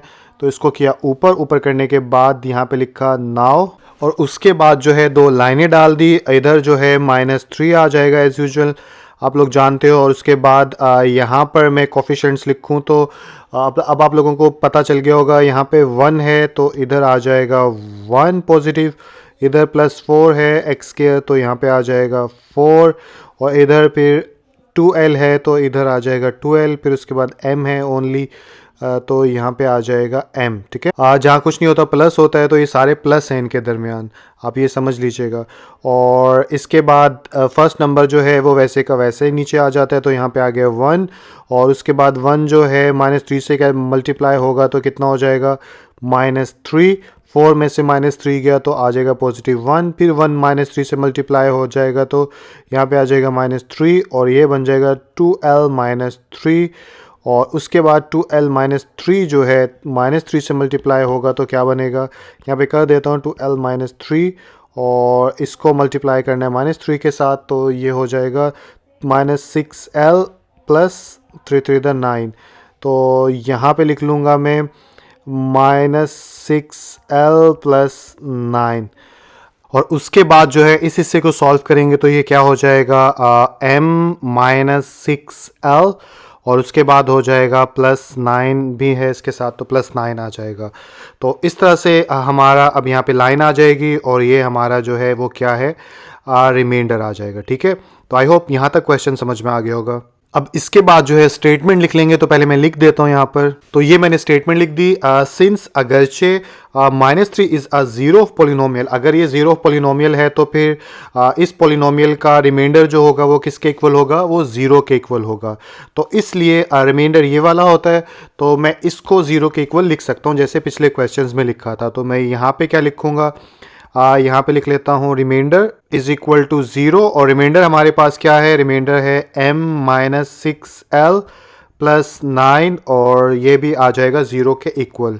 और इस तरह से हमारे पास एक यानी कि इक्वेशन आ गई, या फिर कह लो कि एक फैक्टर की मदद से हमने रिमाइंडर मालूम कर लिया। तो इसको नंबर 1 का नाम दे देते हैं, बिकॉज इसके अंदर दूसरा फैक्टर भी है, उसको भी ठीक ऐसे ही हल करते हुए हम सेकंड इक्वेशन मालूम करेंगे। तो सेकंड फैक्टर को यहाँ पे मेंशन कर देते हैं ताकि चेक करने वाले को आसानी हो। तो यहाँ पे मैं लिख दूंगा x - 2 इज आल्सो फैक्टर, सो तो ये मैंने स्टेटमेंट में मेंशन कर दिया कि x - 2 भी जो है इसका फैक्टर है। सो इसलिए उससे अब यानी कि नंबर गेट करने के लिए हम क्या करेंगे, यहाँ पे पहले की तरह x - a को इक्वल रख लेंगे x - 2 के, ताकि यहाँ से भी ज़ीरो पोलिनोमियल का नंबर मिल सके हमें। तो अब ये क्या होगा, a इक्वल आ जाएगा मेरे पास 2 के। कैसे, x - a is equal to x - 2, और यहाँ पे x - a is equal to -2, ये कैंसिल और माइनस से कैंसिल, तो a इज़ इक्वल टू 2 के इक्वल आ गया। ठीक है, ये चीज़ भी हो गई क्लियर। अब जो है हम सिंथेटिक डिवीजन के थ्रू रिमाइंडर हासिल कर लेते हैं। तो यहाँ पे लिखेंगे नाउ, या देन आप लिख लो, और उसके बाद लाइनें खींच लो। तो ये मैंने लाइंस डाल दी। लाइंस डालने के बाद जो है ये 2 जो है इधर आ जाएगा डिवाइज़र के तौर पर, आप समझ लो। और पॉलिनोमियल ऊपर से देखें तो यानी कि ये वाली पॉलिनोमियल है जो क्वेश्चन में दी गई है, तो ये बिल्कुल ये वाली ही होगी जो कि हमने, क्योंकि पॉलिनोमियल तो दोनों फैक्टर की एक है ना। तो यहाँ से देख लेते हैं 1 4 2l m, तो नीचे करके लिख लेता हूँ 1 4 2l और m। ठीक है, दोबारा से दिखा देता हूँ, शायद कुछ को इरिटेशन हो। ये हमारी पॉलिनोमियल है, तो 1 4 2l m जो है ये हमारे पास आ गए। अब इसको भी वैसे ही सॉल्व कर लेते हैं। इसको सॉल्व करने लगूँ तो यहाँ पे आ जाएगा 1, उसके बाद 1 2 से मल्टीप्लाई होगा तो 2 1 ज़ा 2, और 4 और 2 6 हो जाएगा। 6 2 से मल्टीप्लाई होगा तो कितना हो जाएगा, 6 2 दा 12, और जब 12 में 2l ऐड होगा तो कितना हो जाएगा, 2l + 12 आ जाएगा। और 2l + 12 को जब 2 के साथ मल्टीप्लाई करवाओगे तो करवा देते हैं, 2l + 12 को मल्टीप्लाई करवा दिया 2 के साथ, तो ये हो जाएगा 2 to the 4l + 24। तो यहाँ पे आ जाएगा 4l + 24।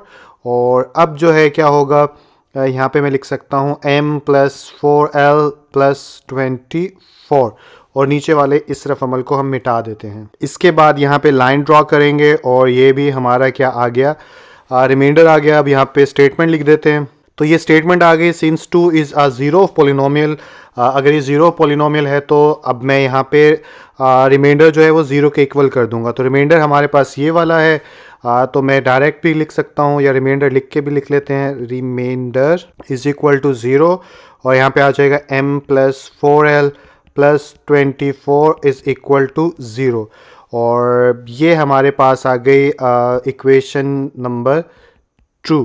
अब इसके बाद क्या करेंगे, इसके बाद हम क्या करेंगे, एल और एम की वैल्यू मालूम करने के लिए इक्वेशन नंबर 2 और इक्वेशन नंबर 1 जो ऊपर दी गई है, यस आप लोगों को अब नज़र आ रही होगी, इनको आपस में कंपेयर करेंगे और देखेंगे ऐड करने से या सब्ट्रैक्ट करने से एल या एम किसी एक की वैल्यू निकाली जा सकती है, और एक वैल्यू निकालने के बाद फिर दूसरी वैल्यू निकाल लेंगे। 9th क्लास के अंदर साइमल्टेनियस वाला जो टॉपिक था उसके अंदर इस तरह के क्वेश्चंस किए थे। खैर एनीवे मैं इस क्वेश्चन को सॉल्व करूंगा तो समझ में आ जाएगा। तो सबसे पहले चीज़ हमने क्या देखनी, इक्वेशन नंबर 1 और 2 के अंदर हमने या तो m को आपस में, यानी कि दोनों के अंदर m भी मौजूद है और दोनों के अंदर l भी मौजूद है, या तो m को एक जैसा कर लो या l को एक जैसा कर लो। तो देखें तो अगर m हमारे पास दोनों के अंदर मौजूद है एक जैसे, यानी यहाँ पे भी ओनली m है, यहाँ पे भी ओनली m है, तो ऐसे में क्या करूँगा, अगर इक्वेशन 1 में से 2 निकाल दो या 2 में से 1 निकाल दो तो m जो है वो कैंसिल हो जाएगा और l की वैल्यू हमारे पास आ जाएगी। तो इसलिए यहाँ पर मैं स्टेटमेंट लिख देता हूँ कि सब्ट्रैक्टिंग इक्वेशन 1 फ्रॉम 2। तो ये मैंने स्टेटमेंट लिख दी, सब्ट्रैक्टिंग 1 फ्रॉम 2, यानी कि 1 जो है 2 इक्वेशन के अंदर से निकालने लगा हूँ मैं। तो सबसे पहले ये 2 लिख लेंगे ऊपर, तो यहाँ पे लिखूँगा m, उसके बाद plus 4l plus 24 is equal to आ गया 0, और उसके बाद ऊपर वाला ही देखें, ऊपर वाली कौन सी थी, m माइनस 6l प्लस 9, तो यहाँ पे लिख लूँगा m minus 6l plus 9 is equal to 0। और इसके बाद सब्ट्रैक्ट करते हैं तो साइन बदल जाते हैं, तो ये माइनस हो जाएगा, ये प्लस हो जाएगा और ये माइनस हो जाएगा, और इनका आंसर क्या आ जाएगा, ये हो जाएगा जो हमने प्लान किया था कैंसिल। और 4 और 6 दोनों प्लस के हैं तो यहाँ पे आ जाएगा 10l, और 24 में से 9 गए तो कितने बच गए, यहाँ पे आ जाएगा प्लस का बड़ा है तो 15 आ जाएगा, ठीक है, और इज़ इक्वल टू 0। अब जो है इससे हम मालूम फर्दर कर सकते हैं एल की वैल्यू के 10l इधर ही रहने देते हैं और इधर जाके ये माइनस 15 बन जाएगा। अब l इधर रहने दे तो 10 इधर आके डिवाइड हो जाएगा, तो 15 डिवाइड बाय 10, ये 5 पे कैंसिल होता है, 5 2 द 10, 5 3 द 15। तो इन दी एंड l की वैल्यू जो है हमारे पास आ गई वो कितनी, -3 डिवाइड बाय 2। तो इसको या तो ऐसे लिख लेते हैं ताकि इसको हाईलाइट करना हमारे लिए आसान हो। तो ये हमारे पास l की वैल्यू आ गई। अब l की वैल्यू जो है आप चाहे तो इक्वेशन 1 और चाहे इक्वेशन 2 इनके अंदर किसी में भी पुट कर दो, आपके पास जो है m की वैल्यू आ जाएगी। तो चलिए स्टेटमेंट लिख देता हूँ यहाँ पर सबसे पहले मैं।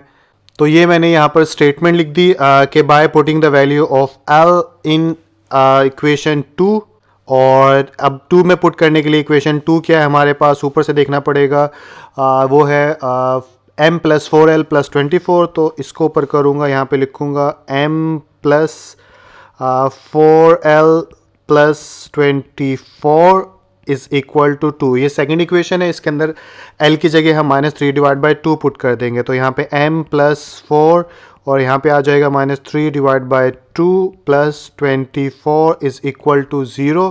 उसके बाद 2 1 ज़ा 2, 2 2 द 4, तो इन दी एंड क्या बच जाएगा, m प्लस ब्रैकेट में आ जाएगा 3 2 द 6 और प्लस 24 इज़ इक्वल टू 0।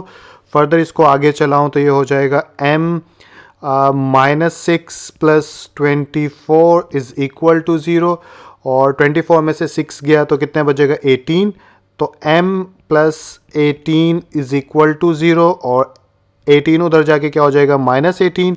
तो इस तरह से हमारे पास m की वैल्यू जो पूछी गई थी वो भी आ गई। तो ये m की वैल्यू रही, और ये बॉक्स में ऊपर नज़र आ रहा, मेरा आईपैड सही तरह काम नहीं कर पा रहा, आई डोंट नो क्यों, ये क्वेश्चन ख़त्म हो जाए फिर देखूंगा। तो ये l की वैल्यू हमारे पास आ गई। तो इसके बाद इन दी एंड जो है आप यहाँ पर l और m की यहाँ पे लिखेंगे 10, ठीक है, मैंने रेड से लिख दिया, आप लोग रेड से मत लिखिएगा, बस जल्दी से सिलेक्ट हो गया। m is equal to -18 and l is equal to -3 divide by 2। ये हमारे पास आंसर है। तो आई होप ये क्वेश्चन भी आप लोगों को सही से समझ में आ गया होगा, और अगला क्वेश्चन करेंगे आप उसको भी समझेंगे तो ये चीज़ें और अच्छे से क्लियर हो जाएंगी। तो चलिए अगले क्वेश्चन की तरफ चलते हैं। क्वेश्चन नंबर 3 का पार्ट 2 आप लोगों को स्क्रीन के ऊपर नजर आ रहा है। इसको सॉल्व करने के लिए सबसे पहले लिखूंगा सोल्यूशन, और सोल्यूशन लिखने के बाद अब यानी कि पॉलिनोमियल जो दी गई है उसको पी ऑफ एक्स के इक्वल रख लूंगा। तो पी ऑफ एक्स बराबर हो जाएगा x cube minus 3l(x) square plus 2mx plus 6। और उसके बाद क्या करूंगा, अब यानी कि फैक्टर्स दो हैं हमारे पास, तो पहले एक फैक्टर को इस्तेमाल करके हम इक्वेशन निकाल लेते हैं। तो यहाँ पे लिखूंगा मैं एंड, और एंड लिखने के बाद x माइनस ए को एक फैक्टर यानी कि पहला x माइनस वन है इसको इस्तेमाल कर लेते हैं। तो यहाँ पे आ जाएगा x माइनस वन, और यहाँ से a की वैल्यू निकालूंगा तो ये आ जाएगा 1। कैसे, x minus A is equal to X minus one, x minus A is equal to minus one, ये इससे कैंसिल, माइनस माइनस से कैंसिल, तो a इज इक्वल टू 1 आ गया। ठीक है, तो ये चीज़ हो गई क्लियर। अब हमारे पास जीरो पॉलिनोमियल आ गया। अब हम यहाँ पे लिख लेंगे देन, और देन लिखने के बाद सिंथेटिक डिवीजन की दो लाइनें खींच देंगे। तो ये दो लाइनें खींच दी, इसको मिटा देता हूँ ताकि ज़्यादा रश नज़र ना आए स्क्रीन के ऊपर। और उसके बाद कोफिशिएंट्स लिखूँ तो आपको इक्वेशन अब नज़र आ रही होगी। तो ये आएगा फर्स्ट में 1, सेकेंड कोफिशिएंट है क्यूब के बाद -3l, तो यहाँ पे आ जाएगा -3l। उसके बाद x का कोफिशिएंट क्या है +2m, तो यहाँ पे आ जाएगा 2m। उसके बाद आ जाएगा ओनली 6, और यहाँ पे a की वैल्यू 1 थी तो 1 आ गया। तो इधर सबसे पहले 1 आ जाएगा, 1 को 1 से मल्टीप्लाई करेंगे तो इधर 1 आ जाएगा, और ये आ जाएगा 1 माइनस 3l। और 1 माइनस 3l को जब मैं 1 के साथ मल्टीप्लाई करूँगा तो मेरे पास कितना आ जाएगा, दोबारा से यही आ जाएगा 1 माइनस 3l। तो ये दोबारा से लिख दिया। अब 1 माइनस 3l के अंदर 2m ऐड करूँगा। ठीक है, तो क्या बन जाएगा, ये हो जाएगा 1 माइनस 3l प्लस 2m। ठीक है, ऐड करना आई होप आता होगा आप लोगों को। उसके बाद इसको जब मैं 1 के साथ मल्टीप्लाई करूँगा तो दोबारा यही आ जाएगा, तो इसलिए 1 माइनस 3l प्लस 2m यहाँ पर लिख देंगे, और इसके अंदर जो है 6 ऐड करवा देंगे। तो इसके अंदर 6 ऐड हो सकता है क्योंकि नंबर के अंदर ऐड हो जाता है, तो 6 और 1 कितना हो जाएगा 7, और माइनस 3l प्लस 2m वैसे का वैसा रहेगा। इसके बाद जो है यहाँ पे डालेंगे लाइन, ये हमारा है रिमाइंडर, और यहाँ पे लिखेंगे अब स्टेटमेंट। तो ये लिख दी मैंने statement, since 1 is zero polynomial, अगर 1 जीरो पॉलिनोमियल है तो देयरफॉर रिमाइंडर किसके इक्वल हो जाएगा, रिमाइंडर फिर हो जाएगा 0 के इक्वल। ठीक है, तो यहाँ पे आ जाएगा 0, और रिमाइंडर यहाँ पे कितना आया है इधर से आप देख सकते हो, वो आया है 7 माइनस 3l प्लस 2m, और ये आगे इज इक्वल टू 0। और इस तरह से इक्वेशन नंबर 1 हमने हासिल कर ली है। इसको कर देते हैं यहाँ से हाईलाइट ताकि आप लोगों की नज़रें इसको आसानी से ढूंढ लें। आगे चलते हैं। अब आगे चलें तो दोबारा से अब यहाँ पे सेकंड फैक्टर को इस्तेमाल करने लगे हैं, तो स्टेटमेंट में बता देते हैं ताकि चेक करने वाले को आसानी हो। तो ये स्टेटमेंट मैंने बता दिया कि सिंस x प्लस 1 इज़ लिखना था, यहाँ पे इज़ लिख लीजिएगा, इज़ आल्सो फैक्टर। सो तो फिर अगर ये भी फैक्टर है तो यहाँ से x की वैल्यू निकालेंगे या ज़ीरो पॉलिनोमियल, तो यहाँ पे आ जाएगा x minus A is equal to x plus 1। ठीक है, ऊपर से नहीं दिखाया मैंने, ये देखिए ये रहा सेकंड फैक्टर ज़ुबानी, क्योंकि मुझे तो बुक भी साथ साथ नज़र आ रही है, आप लोगों को सिर्फ वीडियो ही नज़र आ रही है, तो इसलिए अब यहाँ से x की वैल्यू a की वैल्यू निकालें तो a आ जाएगा -1 के। कैसे, x minus A is equal to X plus 1, x minus A is equal to 1, ये इसे कैंसिल, और a इज़ इक्वल टू -1, क्योंकि -1 से दोनों तरफ डिवाइड करवा देंगे। इसके बाद a की वैल्यू आ गई। अब लिखेंगे देन, और देन लिखने के बाद जो है सिंथेटिक डिवीजन के दो लाइनें खींच लेते हैं। तो ये दो लाइनें डाल दी। इसके बाद कोफिशिएंट्स देख लेते हैं, पॉलिनोमियल दोनों की एक है, तो इट्स मीन के जो हमने फर्स्ट फैक्टर के लिए इस्तेमाल किया था तरीका वही करेंगे। तो 1 माइनस 3l 2m और 6, ये काफ़ी लंबा याद नहीं रहेगा, 1 माइनस 3l पहले याद रख लेते हैं, 1 माइनस 3l 2m और 6, ये हमारी पॉलिनोमियल थी जो कि आप लोगों को नज़र नहीं आ रही लेकिन अब नज़र आ रही होगी आप लोगों को। तो ये मैंने ऊपर से देख के लिख ली। ठीक है, इसमें तो कोई मसला नहीं है। उसके बाद इसको -1 से मल्टीप्लाई कर देंगे तो यहाँ पे आ जाएगा 1, और उसके बाद जो है 1 -1 से मल्टीप्लाई होगा तो यहाँ पे आ जाएगा -1, और ये आ जाएगा -1 माइनस 3l, और उसके बाद जो है माइनस ये तो मल्टीप्लाई करवा के दिखा देता हूँ, वरना तो इसमें माइनस की गलती हो गई तो क्वेश्चन सारा रॉन्ग हो जाएगा। और -1 से इसको मल्टीप्लाई करेंगे तो ये हो जाएगा +1 और उसके बाद हो जाएगा +3l। ठीक है, तो यहाँ पे क्या आ जाएगा 1 + 3l, और इसको कर देते हैं यहाँ से रिमूव ताकि इस तंग ना करे। और इसके अंदर जब 2m जमा करेंगे तो 1 + 3l + 2m आ गया। अब इसको -1 से मल्टीप्लाई करवाएंगे तो अंदर वाले सारे साइन बदल जाएंगे। कैसे? -1 × 1 + 3l + 2m ऐसे भी मल्टीप्लाई हो जाता है। तो ये -1 -3l -2m, तो यहाँ पे आ जाएगा -1 -3l -2m, और इसको हम यहाँ से मिटा देते हैं। और अब ये 5, क्योंकि 6 में से -1 गया तो 5 बच जाता है। 5 -3l -2m हमारे पास आ जाएगा, और ये हमारा रिमाइंडर है। आई होप कि आप लोगों को पता होगा, जगह नहीं है इसलिए लिखता नहीं हो। अब इसके बाद जो है स्टेटमेंट लिख देता हूँ यहाँ पर। Since -1 is the zero of polynomial, तो रिमाइंडर जो है वो किसके बराबर हो जाएगा, यहाँ पे लिख लेते हैं रिमाइंडर, और रिमाइंडर बराबर हो जाएगा हमारा 0 के इक्वल। और रिमाइंडर की वैल्यू क्या है, वो है 5 -3l -2m is equal to 0, और इसको दे देते हैं हम इक्वेशन नंबर 2 का नाम। इसके बाद हम क्या करेंगे, m और l की वैल्यू मालूम करनी है। तो ऊपर वाली इक्वेशन में देखते हैं कि दोनों में कुछ कॉमन है। यस, कॉमन है। इधर भी मुबारक हो निकल आए कि इधर इसको हाईलाइट पहले हटाना होगा मुझे, ताकि आपको हाईलाइट करके दिखा सकूं। तो देखिए इधर भी -3l है, और नीचे अगर देखें तो नीचे भी आपको -3l जो है वो नज़र आ रहा है। तो दोनों माइनस के हैं, तो इट्स मीन के सब्ट्रैक्ट करना पड़ेगा ताकि एक की वैल्यू बदल जाए। तो यहाँ पे भी पिछले क्वेश्चन की तरह लिख लेंगे हम सब्ट्रैक्टिंग इक्वेशन 1 फ्रॉम इक्वेशन 2, या आप ये लिख लीजिएगा सब्ट्रैक्टिंग 2 फ्रॉम 1। तो मैं लिख देता हूँ स्टेटमेंट। तो ये मैंने यहाँ पे इक्वेशन लिख ली सब्ट्रैक्टिंग 1 फ्रॉम 2। तो फ्रॉम 2 में से निकाल रहे हैं तो 2 पहले लिख लेते हैं। 5 -3l -2m is equal to आ गया 0, और 1 अगर देखें तो 1 ऊपर करना पड़ेगा आईपैड।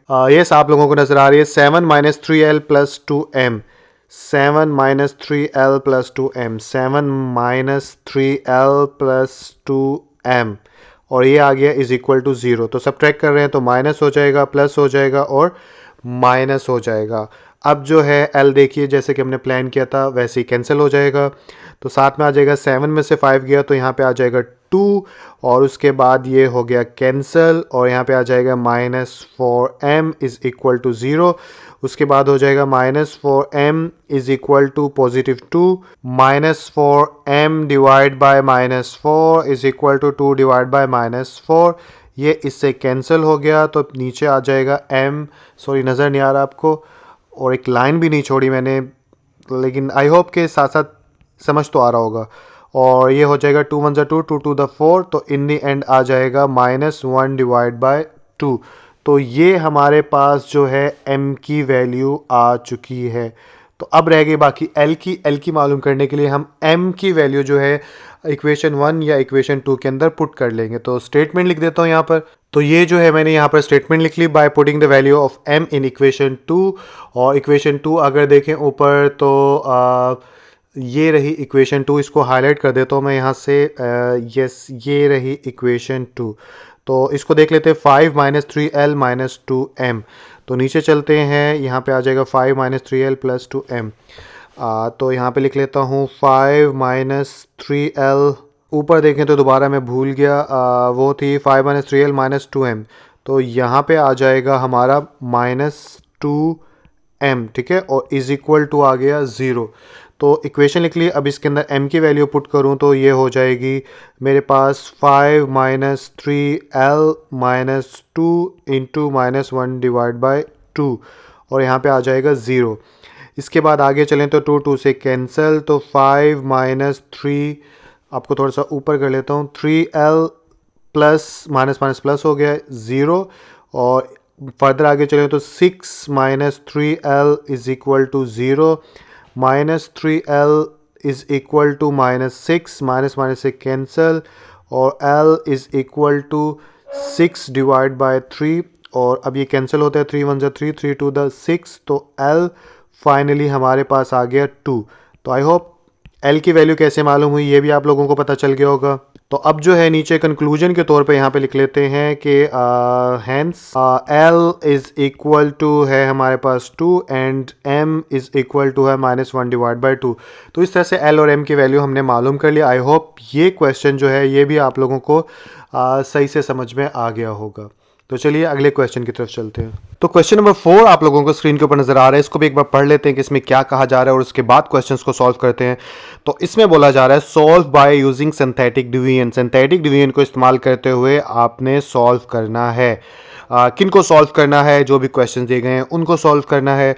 और साथ में क्या बोलता है वो कि इफ अगर 2 is the root of equation, अगर 2 जो है इस इक्वेशन का रूट हो तो तर्जमे के लिहाज से तो आप लोगों को समझ में आ गया होगा क्या कहा जा रहा है कि ये एक इक्वेशन है, इसका ये 2 जो है इसका रूट है, सिंथेटिक डिवीजन की मदद से इसको सॉल्व कर दो।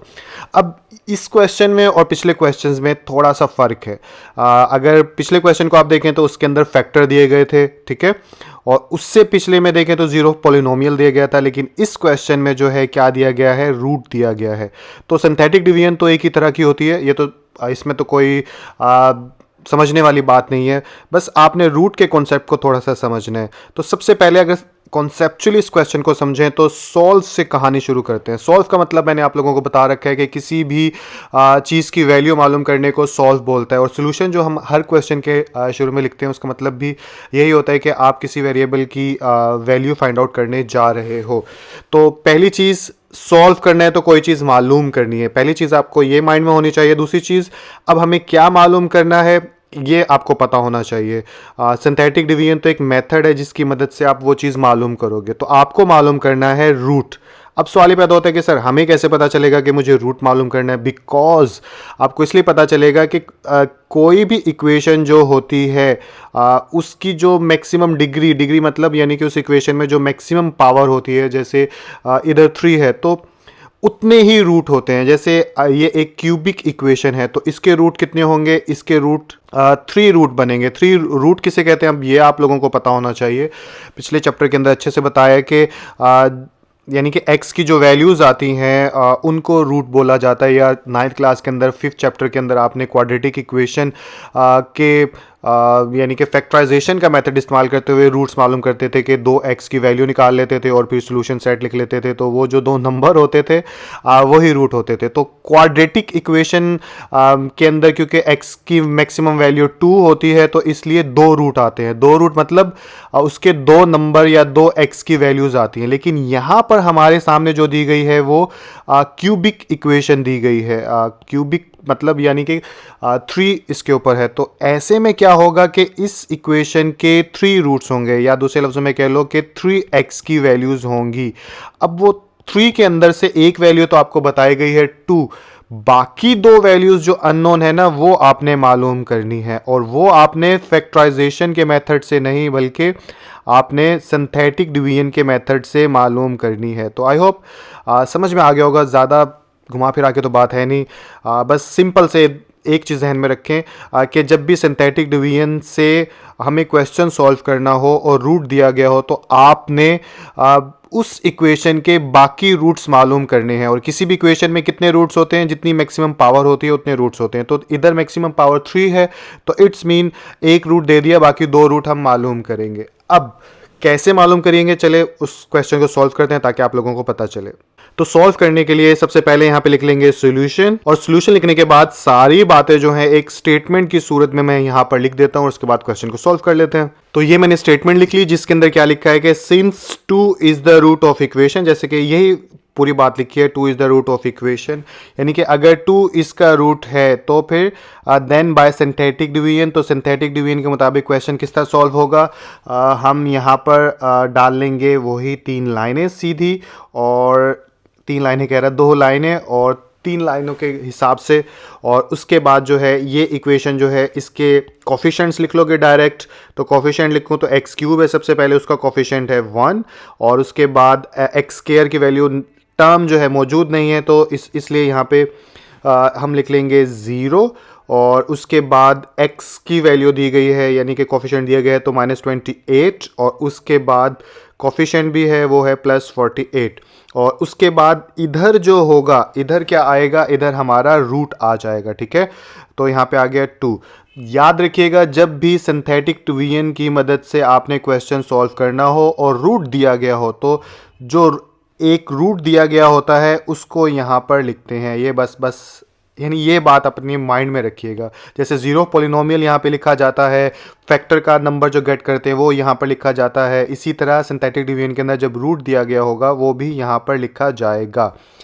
होगी क्लियर बात? आगे चलें तो अब यहाँ पे आ जाएगा 1, और 1 को 2 के साथ मल्टीप्लाई करें तो आ जाएगा 2, 2 में 0 ऐड करें तो यहाँ पे भी आ जाएगा 2, फिर 2 2 कितना हो जाएगा 4, और -28 में से 4 गए तो कितना बच गया -24, और -24 को 2 के साथ मल्टीप्लाई करूँगा तो 20 20 40 48 यानी -48 हो जाएगा। ये आ गया -48, और पॉजिटिव नेगेटिव 48 है तो यहाँ पे आ जाएगा 0। इधर लाइन खींचेंगे, ये हमारा आ गया रिमाइंडर, ठीक है।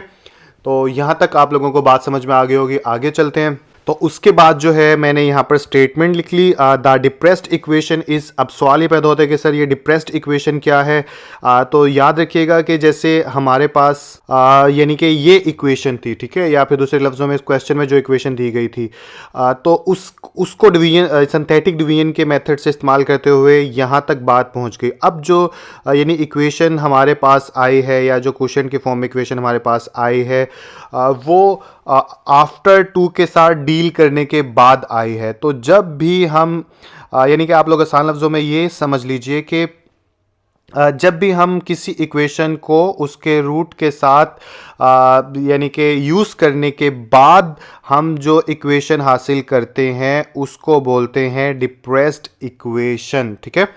तो डिप्रेस्ड इक्वेशन यानी डिप्रेस्ड का मतलब क्या होता है, दबाना या फिर कम करना, आप समझ लो। तो कम करने से आसान हो जाएगा कि किसी भी इक्वेशन को आपने सॉल्व करके कम किया है और उसके बाद जो इक्वेशन बनेगी या बचेगी उस इक्वेशन को डिप्रेस्ड इक्वेशन कहते हैं। तो यहाँ पर हमने 2 से सॉल्व करने के बाद इस इक्वेशन को हासिल किया है, इसलिए इसको डिप्रेस्ड इक्वेशन कहेंगे, ठीक है। तो अब ये इसको इक्वेशन की फॉर्म में लिखूं तो ये क्या लिखूंगा यहाँ पर, जैसे मैक्सिमम पावर जो थी x³ थी, तो अब x² बन जाएगा हमारा। तो फर्स्ट कोफिशिएंट 1 है, 1 लिखते नहीं है, तो यहाँ पे आ जाएगा डिप्रेस्ड इक्वेशन क्या बनेगी, x², बल्कि ब्लू कलर से लिख लो। ये आ गया हमारे पास x², और उसके बाद आ जाएगा +2, इसके साथ वेरिएबल x² के बाद x आता है तो x आ जाएगा, उसके बाद आ जाएगा -24 कांस्टेंट आ जाएगा, तो इज इक्वल टू 0। तो इस तरह से हमने सिंथेटिक डिवीजन को जो है इस्तेमाल करके रूट के साथ ये इक्वेशन हासिल कर ली। अब इस इक्वेशन को हम फैक्टराइजेशन की मदद से ही सॉल्व कर लेंगे, और बाकी जो 2 रूट हैं वो हम मालूम कर लेंगे। और यही सॉल्व का मतलब था कि किसी भी इक्वेशन के सारे रूट्स मालूम करने को सॉल्व बोला जाता है। तो यहाँ पे मैं लिखूँ x² + 2x - 24 is equal to 0, और इसकी यानी कि फैक्टराइजेशन आपको आती है। -24 को फर्स्ट के कोफिशिएंट से मल्टीप्लाई करेंगे तो 24 ये आएगा -24। अब 2 नंबर आपको चाहिए जिनको आप मल्टीप्लाई करो, तो मेरे पास यानी कि यहाँ पे आना चाहिए -24, सॉरी यहाँ पे इक्वल का साइन आएगा, और उनको हम ऐड करें तो हमारे पास आना चाहिए ये +2, ठीक है। तो ऐसे कौन से 2 नंबर्स होंगे, तो चलिए नंबर गेट करने की कोशिश करते हैं। तो यहाँ पे अगर 1 को मल्टीप्लाई करें 24 से तो मेरे पास आ जाता है 24, तो 1 तो नहीं हो सकता। 2 के साथ अगर इसको करें, बल्कि कैलकुलेटर निकाल लेते हैं ताकि आप लोगों, या ऐसे ही कर लेता हूँ ताकि आप लोगों को पता भी चले कि करते कैसे हैं। 2 को अगर मैं किसके साथ मल्टीप्लाई करूँगा, 12 के साथ मल्टीप्लाई करूँगा तो 24 आ जाएगा, लेकिन 12 और में से 2 माइनस करूँगा तो मेरे पास जो है 2 नहीं आएगा। तो इसके बाद 3 पे जाता है, 3 8 द 24 होता है, तो 8 में से 3 निकालूंगा तो मेरे पास 2 नहीं आएगा। यानी प्लस भी कर सकते हो, माइनस भी कर सकते हो, लेकिन आपको लाना 2 होगा, मिडिल टर्म, ठीक है। तो 4 से करके देखूँ, तो 4 × 6 इज इक्वल टू 24। तो यस, इनको मल्टीप्लाई करने से 24 आ रहा है, और 6 में से 4 माइनस कर देंगे तो मेरे पास +2 आ जाएगा। तो अब मैं डील कर लूँगा, मुझे पेयर मिल चुका है। तो यहाँ पे पेयरिंग क्या बन जाएगी, x², और उसके बाद आ जाएगा +6x, ठीक है, और साथ में आ जाएगा -4x, और साथ में -24 इज़ इक्वल टू 0।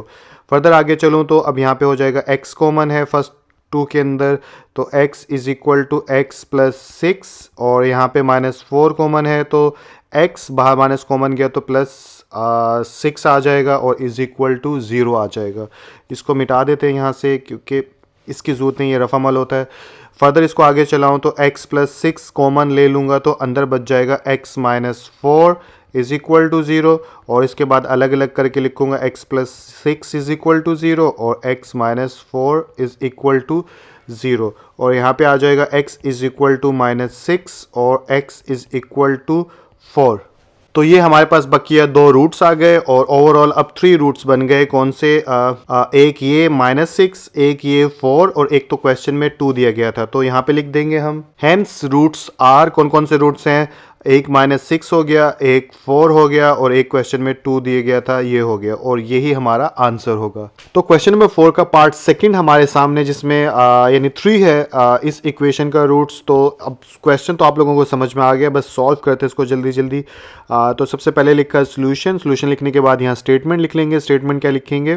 तो ये मैंने स्टेटमेंट लिख ली कि सिंस अगरचे 3 is the root of equation, यानी इस इक्वेशन का 3 अगर रूट्स है, देन बाय सिंथेटिक डिवीजन, तो सिंथेटिक डिवीजन के मुताबिक हम इसको कैसे सॉल्व करेंगे। अब यहाँ पे लिख लेते हैं, बल्कि लिख क्या लेते हैं, 2 लाइनें डाल देते हैं और सिंथेटिक डिवीजन के मुताबिक इसको सॉल्व कर देते हैं। तो सबसे पहले यानी ये हमारा क्वेश्चन है, तो इसके अंदर कॉफिशेंट्स उतारें तो सबसे पहले 2 आ जाएगा एक्स क्यूब का कॉफिशेंट, उसके बाद -3 आ जाएगा एक्स स्क्वायर का कॉफिशेंट, फिर -11 आ जाएगा एक्स का कॉफिशेंट और फिर +6 आ जाएगा।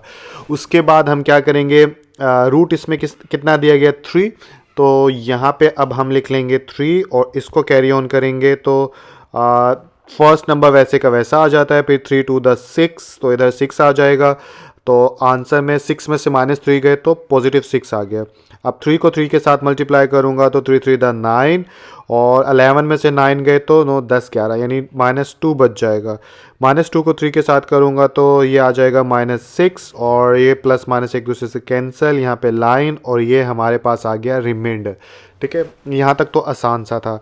इसके बाद हम क्या करेंगे, इसके बाद डिप्रेस्ड इक्वेशन हमारे पास आ गई, तो यहाँ पे स्टेटमेंट लिख लेता हूँ मैं। तो ये मैंने लिख लिया द डिप्रेस्ड इक्वेशन इज, और डिप्रेस्ड इक्वेशन कौन सी है, यहाँ से हम निकालेंगे तो मैक्सिमम इसमें क्यूब था तो एक निकाल दो, तो 2x² प्लस 3x और माइनस उसके बाद आ जाएगा 2 और इज़ इक्वल टू 0। काफ़ी स्टूडेंट्स को ये भी सवाल पैदा हो सकते हैं, जैसे मेरे माइंड में आए कि सर ये इज़ इक्वल टू 0 कैसे हुआ। तो बेसिकली डिप्रेस्ड इक्वेशन किसे कहते हैं, जो ओरिजिनल इक्वेशन होती है, जैसे कि हमारे पास ये क्वेश्चन में दी गई थी,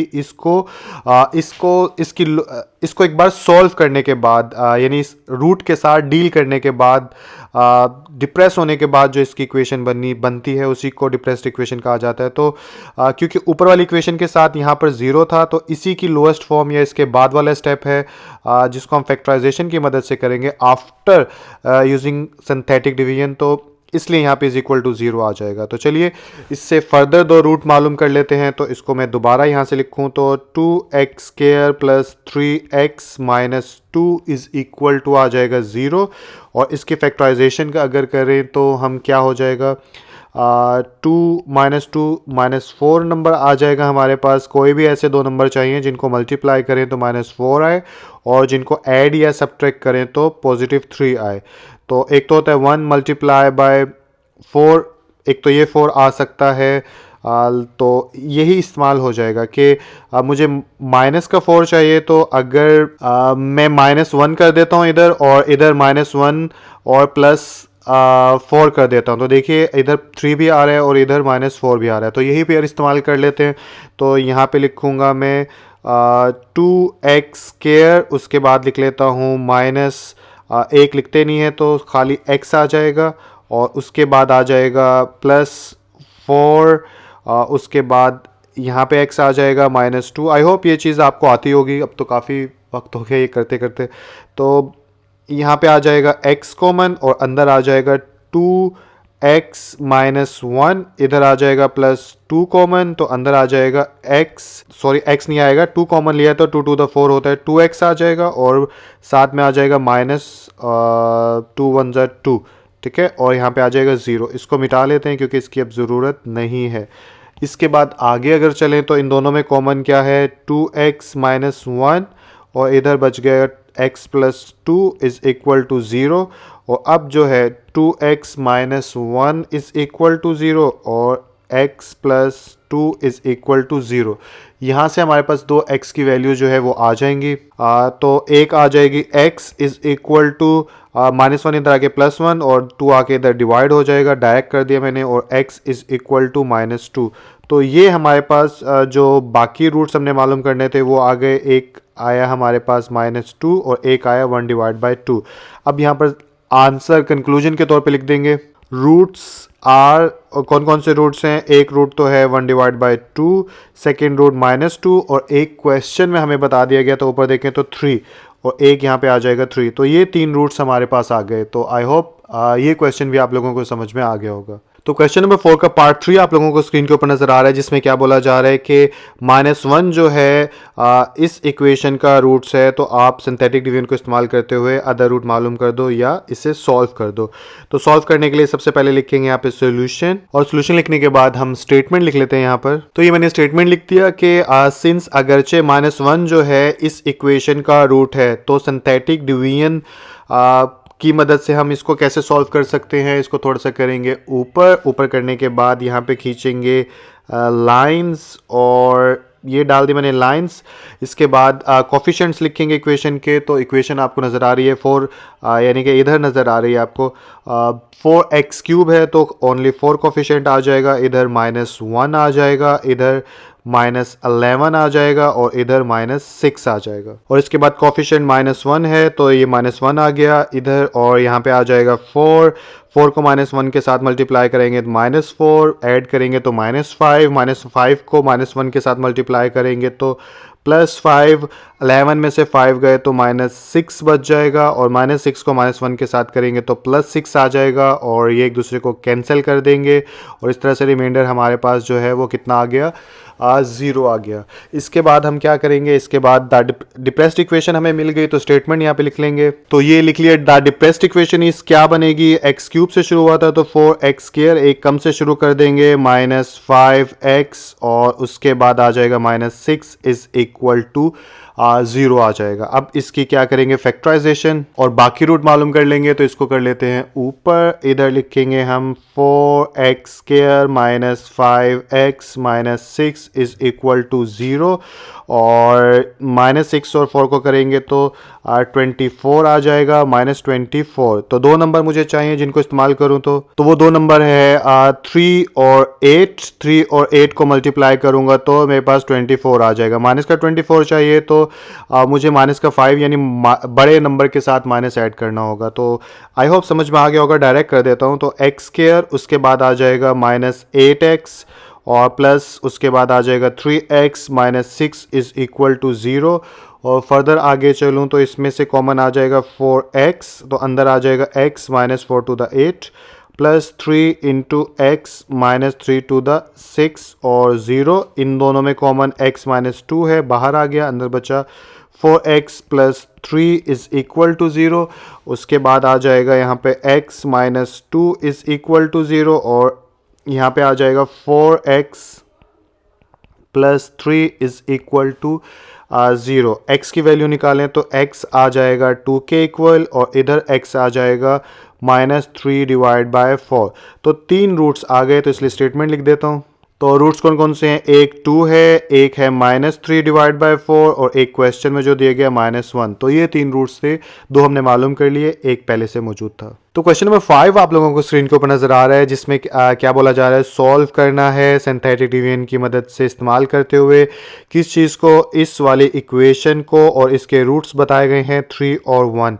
बिल्कुल पिछले क्वेश्चन की तरह ही ये क्वेश्चन है, बस पिछले क्वेश्चन में और इस क्वेश्चन में फ़र्क क्या है, पिछले क्वेश्चन में एक रूट दिया गया था लेकिन इधर 2 रूट दिए गए, और कोई फ़र्क नहीं है, सेम मेथड सेम प्रोसीजर। तो चलिए सब कॉन्सेप्ट तो क्लियर हैं, जल्दी से इसको सॉल्व करते हैं। सॉल्व करने के लिए सबसे पहले लिखूंगा मैं यहाँ पर सोल्यूशन, और सोल्यूशन लिखने के बाद यहाँ पे स्टेटमेंट लिख देता हूँ जैसे कि पिछले क्वेश्चन में लिखी थी। तो ये मैंने यहाँ पर स्टेटमेंट लिख ली, जिसमें क्या साफ बता दिया कि सिंस अगरचे 1 और 3 जो है रूट्स हैं इस इक्वेशन के, तो तो सिंथेटिक डिवीजन के मुताबिक इसको हल करेंगे तो कैसे होगा, सबसे पहले लाइंस खींच देंगे, तो ये 2 लाइंस डाल देते हैं यहाँ पे ऐसे करके और ऐसे करके। उसके बाद जो है यहाँ पर क्या करेंगे, इसके कोफिशिएंट्स लिख लेते हैं डिसेंडिंग ऑर्डर के तहत जैसे कि लिखते आए हैं। तो x की पावर 4 है तो उसका 1 आ गया, उसके बाद x की पावर 3 वाली टर्म मौजूद नहीं है, तो उसको 0 लिख लेते हैं यहाँ पे उसकी जगह। उसके बाद 2 वाली मौजूद है जिसका कोफिशिएंट -10 है, उसके बाद x वाली मौजूद नहीं है तो उसकी जगह भी 0 लिख लेते हैं, और लास्ट में कांस्टेंट 9 आ जाएगा, ठीक है। उसके बाद यहाँ पे अब इधर 2 रूट्स दिए गए हैं ना, पहले एक रूट की मदद से इसको हल करेंगे फिर दूसरे रूट की मदद से। कैसे, सबसे पहले 1 की मदद से कर लेते हैं। अगर 1 की मदद से करूं तो इधर आ जाएगा 1 सिंपल, और 1 1 से मल्टीप्लाई होगा तो 1 आ जाएगा, 0 में 1 ऐड करेंगे तो फिर 1 आ जाएगा, फिर 1 1 को मल्टीप्लाई करेंगे तो 1 आ जाएगा, -10 में से +1 गए तो हमारे पास -9 आ जाएगा, -9 को 1 के साथ मल्टीप्लाई करेंगे तो -9 आ जाएगा, -9 में 0 ऐड करेंगे तो -9 अगेन से आ जाएगा, और फिर -9 को 1 के साथ मल्टीप्लाई करेंगे तो -9 आ जाएगा, और -9 + 9 हो जाता है 0।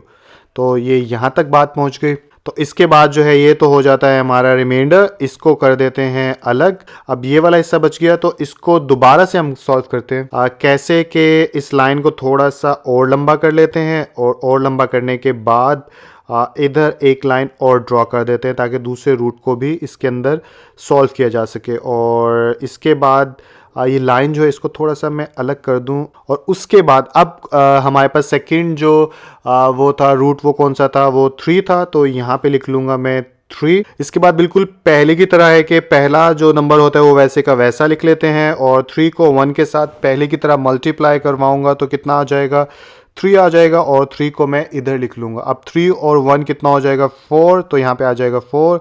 4 को 3 के साथ मल्टीप्लाई करवाऊँगा, 4 3 होगा 12, और 12 में से -9 गए तो +3 बच जाएगा। अब 3 को 3 के साथ मल्टीप्लाई करवाऊँगा, 3 3 9, तो यहाँ पे अगेन से 9 आ गया। अब आप देख सकते हो +9 और +9 एक दूसरे को आपस में कैंसिल करते हैं तो यहाँ पे आ जाएगा 0।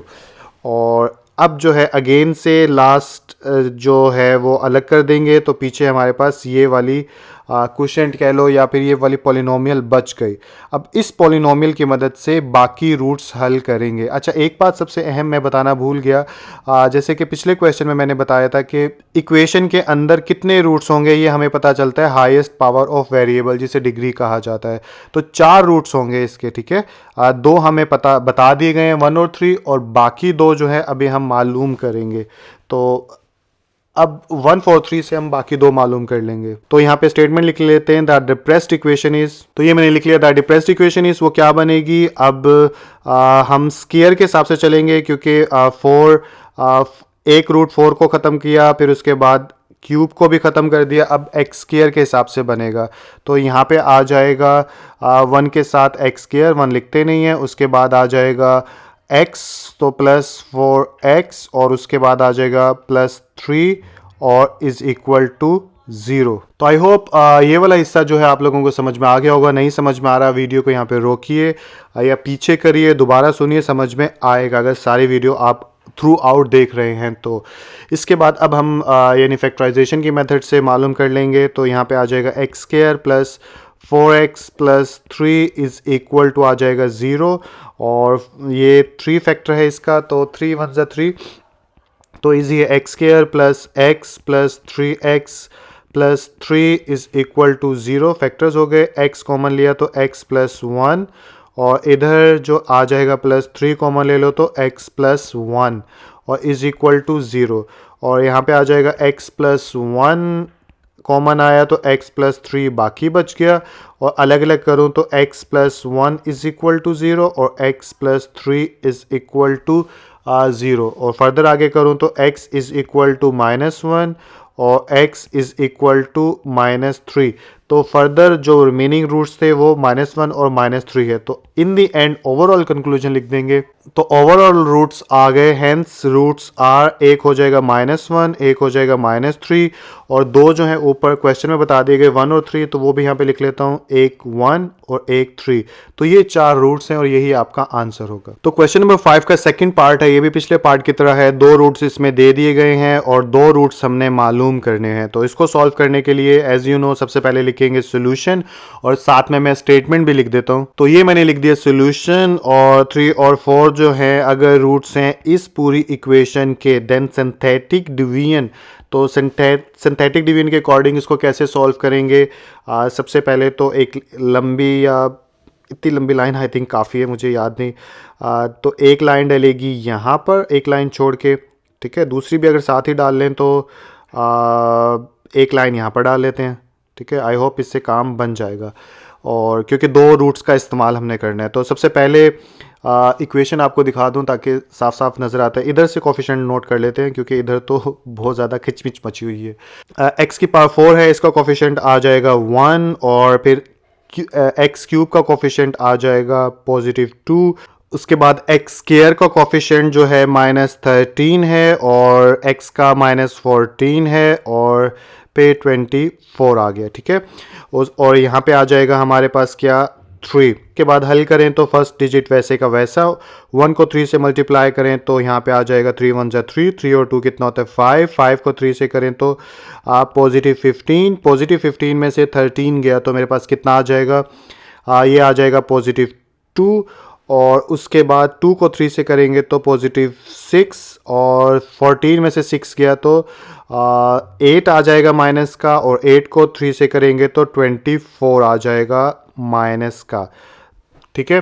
तो अब उसके बाद 24 ये हो गया माइनस, इसको कर देते हैं यहाँ से अलग, ठीक है। अब हमारे पास जो रिमेनिंग बच गई है उसको सॉल्व कर लेते हैं। तो रिमेनिंग ये सारे हैं, और कोफिशिएंट कौन सा इस्तेमाल करेंगे, अब -4, तो यहाँ पे लिख लेता हूँ कोफिशिएंट कह रहा है कि रूट हम कौन सा इस्तेमाल करेंगे, -4। अब इसके बाद आ जाएगा 1, 1 को अगर -4 के साथ मल्टीप्लाई करूँ तो यहाँ पे आ जाएगा -4, 5 में से -4 गया तो आ गया 1, 1 को फिर -4 के साथ मल्टीप्लाई किया तो यहाँ पे आ जाएगा -4, -4 में से 2 गए तो आया -2, और -4 को मल्टीप्लाई किया तो माइनस प्लस होता है, और 4 टू द 8 होता है। तो इन दी एंड यहाँ पे आ जाएगा 0, और ये हिस्सा भी हो गया अलग, ठीक है। तो अब जो है हमारे लिए आसान है डिप्रेस्ड इक्वेशन बनाना। तो यहाँ पे लिख लेता हूँ द डिप्रेस्ड इक्वेशन इज, तो ये मैंने लिख लिया द डिप्रेस्ड इक्वेशन इज। तो x की पावर 4 थी तो 2 रूट्स निकाल दो तो x की पावर 2 बन गई, तो यहाँ पे आ जाएगा 1 लिखते नहीं है तो x स्क्वायर, उसके बाद आ जाएगा +x, और साथ में आ जाएगा कोफिशिएंट -2, और इज़ इक्वल टू आ गया 0। अब इसकी फैक्टराइजेशन के मेथड से बाकी 2 रूट्स मालूम कर लेते हैं। X square plus x minus 2 is equal to 0। तो -2 को 1 के साथ करेंगे तो -2 आ जाएगा। हमारे पास 2 डिजिट चाहिए जिनको मल्टीप्लाई करके ये आए, और ऐड करके हमारे पास +1 आए।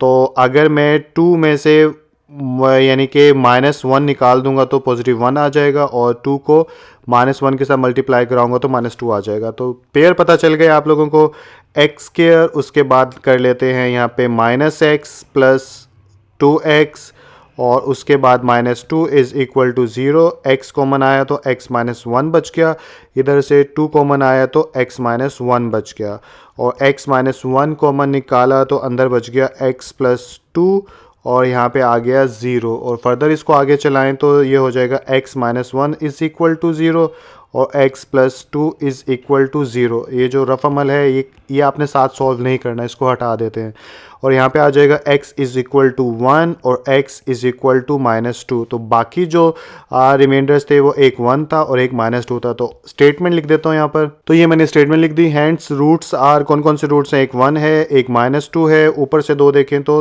3 और -4। तो यहाँ पे एक +3 है, एक -4 है। तो ये 4 वो रूट्स थे जो कि हमने मालूम करने थे। आई होप ये क्वेश्चन भी समझ में आ गया होगा। इसके साथ फाइनली एक्सरसाइज ख़त्म हो गई और काफ़ी अच्छा लग रहा है क्योंकि इस एक्सरसाइज को रिकॉर्ड करने में काफ़ी कुछ सीखना पड़ा, काफ़ी कुछ समझना पड़ा और काफ़ी पेन महसूस हुआ, लेकिन फाइनली मैंने ये एक्सरसाइज रिकॉर्ड कर दी। अगेन से कह रहा हूँ, कुछ गलत रिकॉर्ड कर दिया हो या कुछ चीज़ें मिस्टेक कर दी हो तो मुझे माफ़ कर दीजिएगा और अपना ख्याल रखिएगा। इंशाल्लाह अगली वीडियो के अंदर मुलाकात होती है। अल्लाह हाफिज़। तो वीडियो के एंड में मैं बात करूंगा कि किस तरह से आप सब लोग जो है मेरी तमाम बनाई हुई वीडियोस तक पहुंच सकते हो। तो इसके लिए आपको अपने यूट्यूब सर्च बार में जाना होगा और वहां जाकर टाइप करेंगे वकास नासिर। जैसे ही आप वकास नासिर टाइप करेंगे तो आपको मेरा चैनल वकास नासिर के नाम से मिल जाएगा। यहाँ पर साइड पे आपको सब्सक्राइब का बटन नज़र आ रहा है। अगर आप इस बटन को दबा देंगे तो क्या होगा, हर बार जब भी मैं कोई नई वीडियो बनाऊंगा तो आपके मोबाइल के ऊपर नोटिफिकेशन आ जाएगा कि मैंने ये वीडियो बनाई है और फिर आप उसके ऊपर क्लिक कर कर उसे देख सकते हो।